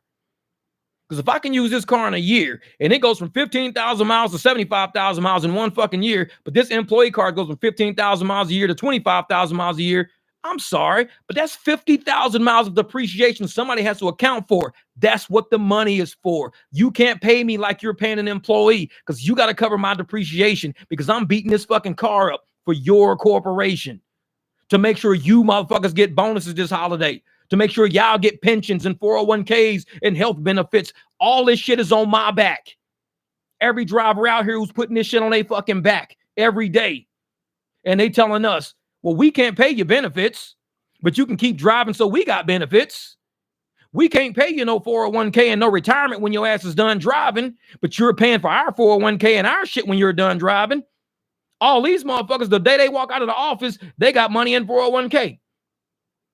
We walk out of the office, they got money, you know, for insurances up the ass. They got everything, but it's all on our fucking back, though. The moment we ask for that shit, what do we get told? Well, you know, the contractor, if you want that, we're going to have to just leave your whole fucking state. We're going to leave your whole fucking state of Minnesota. Leave you motherfuckers with frozen lakes and fucking Eskimos and shit. Y'all can hang here. We're out. We're going to LA. It's like, okay, Uber and Lyft's going to LA. Professor Ginn should do a study on fuel as well. Oh, real shit. Real shit. Oil change monthly? Easily oil change monthly. Easily. Because, I mean, just think about these motherfuckers who out there trying to do these 80 hours a week. I guarantee it's probably not even a month passes when they get no oil change. Because, I mean, to make $2,000 driving at $1 a fucking mile, you're going more than 2,000 miles because we're not even counting dead miles. All we're counting is the fact that you drove 2,000 miles to make $2,000, and that's not dead miles involved. Once you start looking at dead miles, you're probably driving 3,000 miles a week. These motherfuckers probably getting an oil change every week and a half to 2 weeks. Because most cars right now, you can go 6K to 9K for oil change. 6K to 9K. Even at 6K to 9K, those people they're getting 2 oil changes a month.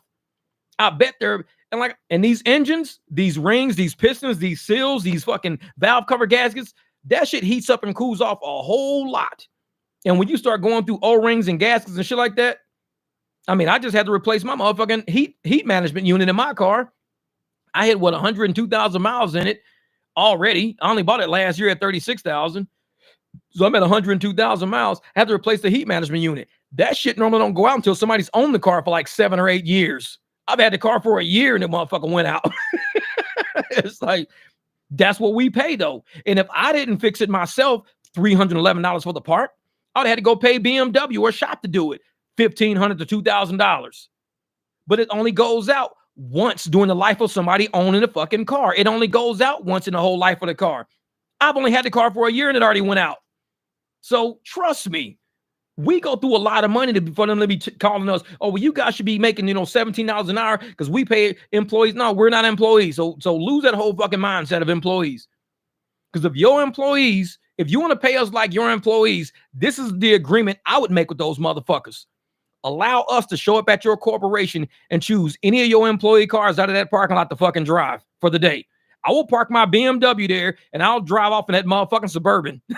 And it's like, that way we're all even now. So when your employee says, why the fuck does my car all of a sudden have an extra 60,000 miles on it? Oh, we've been letting Uber drivers drive your shit. It's like, what? Wait a minute. Well, since we're paying them employee rates, we let them use employee fucking cars. They're parking their shit here and they taking off in yours. You motherfuckers got a spare key to my shit? Motherfucker they get off work every day, they fucking engine hot. They're like, man, whose bottled water is this in my cup holder? I don't think I even drink that type of water. Every day we've been using their motherfucking cars. Yep, set of tires every year. Hey, Silver Fox, I got tire sets in the garage. That's how bad it was. I was having tires all, because when I catch shit on sale, they be having tire sales when I don't need tires. Oh, I'll buy those motherfuckers. Like, nope, you only want $1,000 for that whole set? Buy it. Because I know normally it's $1,800 for the whole set. I'm like, fuck that shit. Buy the set. It's on sale. Buy it. I got 2 tires in the garage right now for the rear of the BMW, but one of them's a different size, so I need to figure out what I might sell those on Craigslist. Be like, we'll trade brand new Pirelli tire for a donkey you want to get rid of. If you want to get rid of a donkey, I'll trade that motherfucker for a tire. Rubber for some ass. They were like, hey, man, I need a Pirelli, actually, and I got this donkey out back we've been trying to get rid of. Bring me the donkey. You can have the fucking tire. Deal. Shit.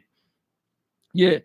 My cousin owns a dealership here in town, yelling at me for driving Uber and killing my car. I'm telling you, Mutated, man, because we all know we should all be having fucking used cars, like deeply used fucking cars. I want to buy a car already with 117,000 miles on that motherfucker, ready to go out, because if I only got to pay $5,000 for the car lasts me a year and a half, I think that's good. It's fair.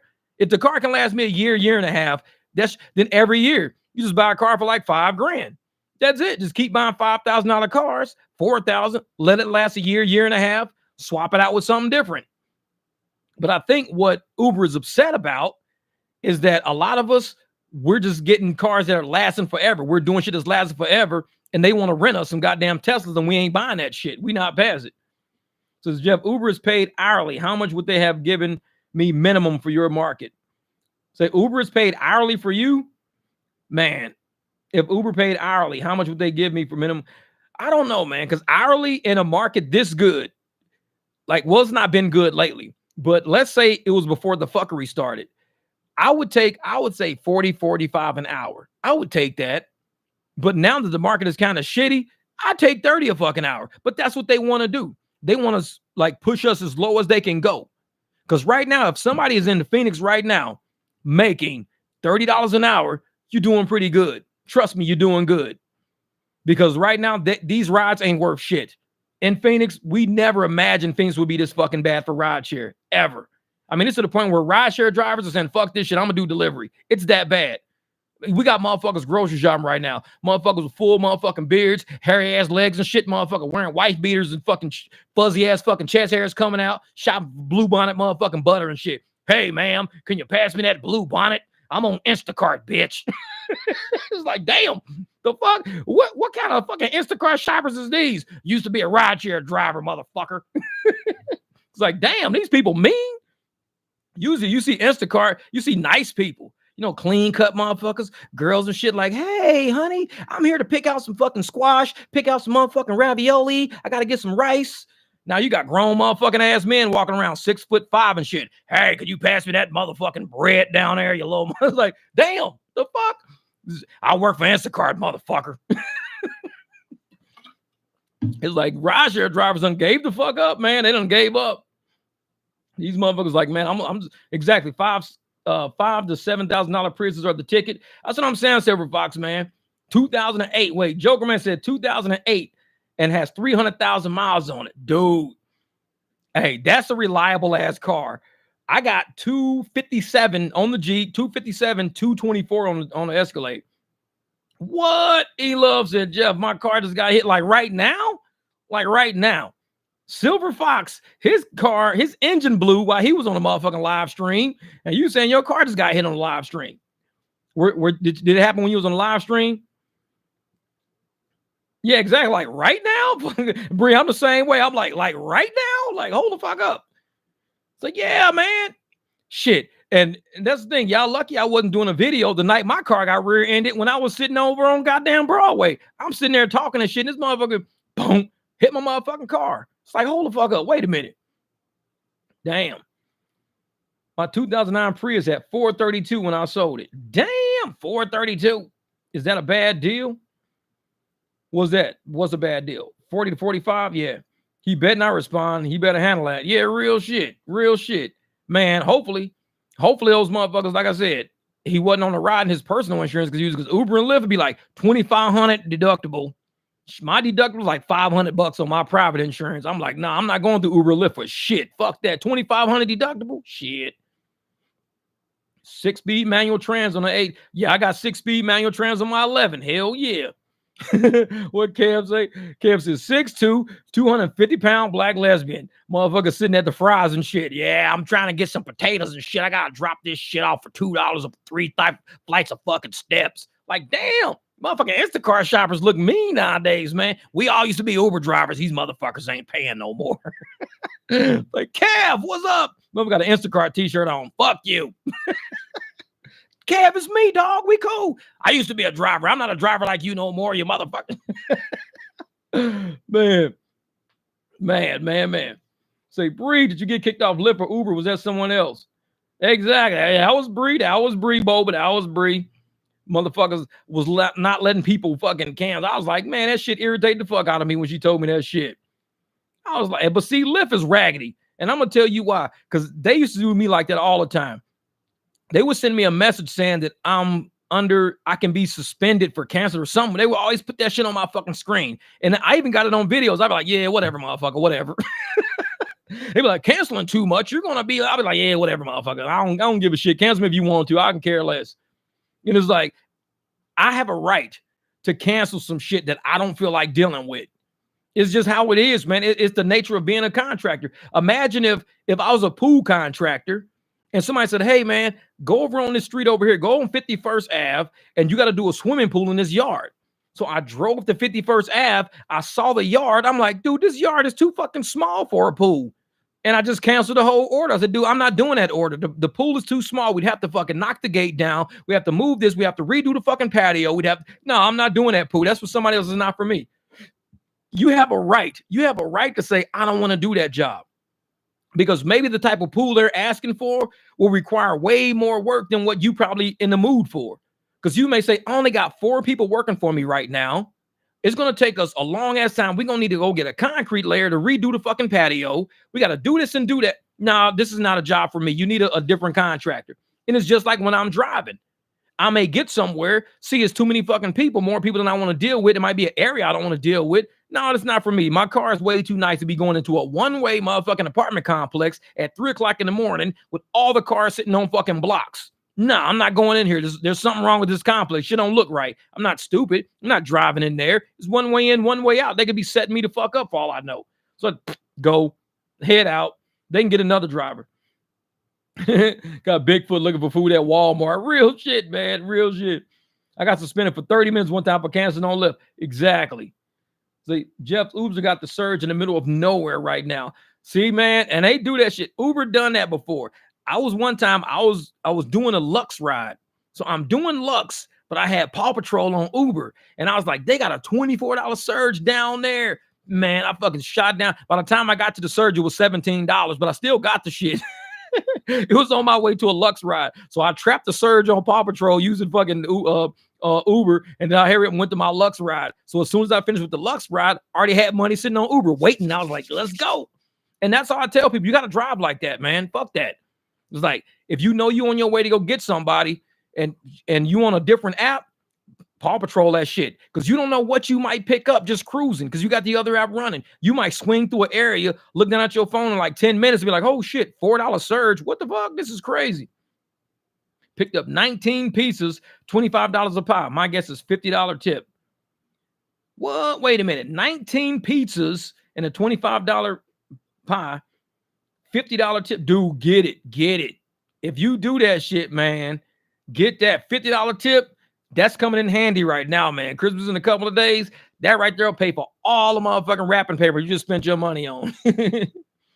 Yep, alleys and all that shit. Man, alleys. What's up with Uber Maps going down trash truck alley? Because Uber's stupid. Because they've been using the trash truck service as their navigation app. And so we get caught up with that shit.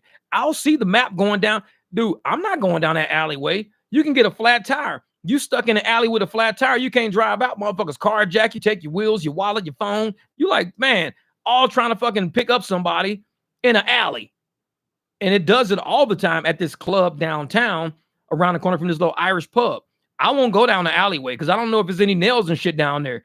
I'll park right there by the driveway and them motherfuckers gonna walk all the fucking way around to me. I'm not doing it. Nope, not doing it. And I know they'd be like, man, I don't believe this Uber driver's gonna make us. We put the pin right here. He won't come right here. You damn right.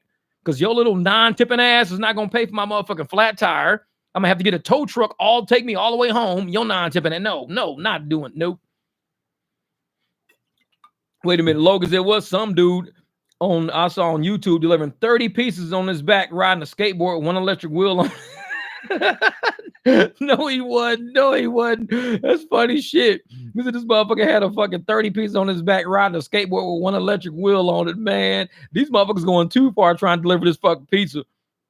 In a minute, I think Uber and Lyft with this shit, they're gonna have to start putting a little circus logo after they, because it'd be these motherfuckers doing circus tricks and shit. I'm gonna show up juggling mangoes. Like, motherfucker, what is this? Uber Eats, motherfucker. It's like, hold the fuck up. Is this Uber circus? Motherfucker, Uber Eats circus, Lyft circus. I'm gonna show up with 30 pieces on my back. Like, look at this shit. Motherfucker, I'm gonna stand on top of a watermelon and ride that shit like a bear on a ball all the way to your house. Goddamn DoorDash circus. Like, what the fuck is going on, man? It's like, bro, this motherfucker came down the street standing on top of our motherfucking watermelon. His ass was riding that motherfucker like a bear on the ball at the circus. Uber circus. How we deliver your fucking delivery with a whole lot of fuckery. It's like, man, this motherfucker was juggling my hamburger. Motherfucker, I threw your hamburger up, your chicken sandwich up, and your french fries. I caught the shit in my mouth. It's like, hold the fuck up. Exactly. It's like Looney Tunes. Real shit. That's just like straight up Looney Tunes. Oh, it's 6:53, man. I got 7:30. I got to roll out. So I said by 7 o'clock, I wanted to be done with this live stream, man. So I can go do my private rides at 7:30, man. You guys have been rocking with me. What, 2 hours and 51 minutes? This has been the shortest live stream I've done in my life. What the fuck is going on, man? This is some fuckery, man. No. But no, like I said, I'm probably going to end up dropping another live tomorrow. What's tomorrow, the 23rd? I'll probably drop another live tomorrow, especially if it's raining outside. Hopefully I can do it in the daytime to chop it up with the day drivers, because the night drivers, we always have fun, man. We get crazy on here. We go through a lot of topics, man, a lot of topics. Logan, I'm going to have to shoot you an email, man, when I'm done. Like I said, as soon as I get back, I'm going to shoot you an email, and I'm going to have you log in to my fucking TikTok shit, because I have no idea what the fuck is going on. And I'm going to call you on the phone, and we can walk through. Hey, love you, Bree. Like I said, we're going to take care of you. All right, Joker, man. All right, brother, y'all be out there doing it, mutated. Hey, man. Hey, I love my Arizona people, man. Love my AZ drivers out there. Like I said, we're going to get something going out here, man. And hopefully we can all meet up at like a Circle K or something like that. We'll come out to the West, because I tell Jesse and all them guys, we'll come up north, because I know it's easier traffic up there than down in my area. We're down here in fucking South Phoenix, we got Southern and Baseline, way crazier traffic down here. So we'll come up to where y'all are, where it's much easier fucking traffic. But we got to figure out something, man. Cool, brother. Almost done. Hey, get out there, get that money, my brother. All right, chauffeur. All love, brother. William Mills, hey, man. Appreciate you, brother. Like I said, your package will be showing up on the 26th. I emailed you the tracking information, though. I sent you the tracking info, so hopefully that shit keeps up with you. Hey, man, y'all be safe out there, kid. Once again, appreciate y'all rocking with me for almost 3 hours on this live stream. Almost 3. And I know we kind of got off track, and we start hitting up with real life shit sometimes, and motherfuckers be like, oh, whoa. But tonight, at least everybody rocked with us. We didn't lose that many people. Hopefully we go out, make this money, get your business cards. Don't forget, go on Amazon, and everybody go look for these little placards, the Cash App Venmo placards with the QR code. I guess they call them QR code placards. Go see if you can find these on Amazon. Get one.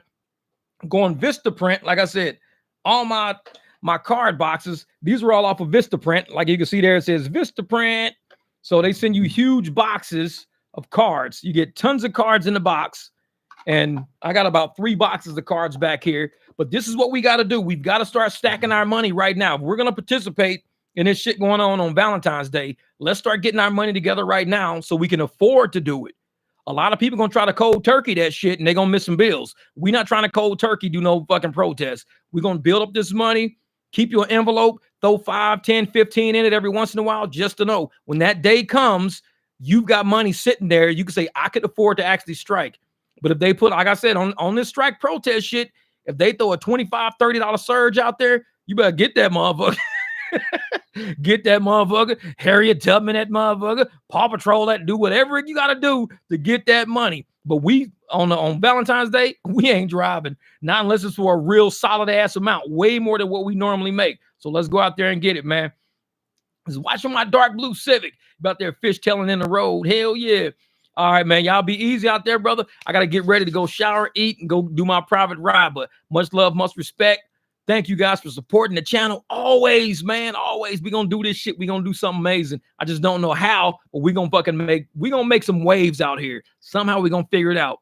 We got a lot coming because I still got StreamYard. We still got TikTok. We got a lot of drivers that we got to get online to get shit going. So much love and much respect. I'll check with y'all later.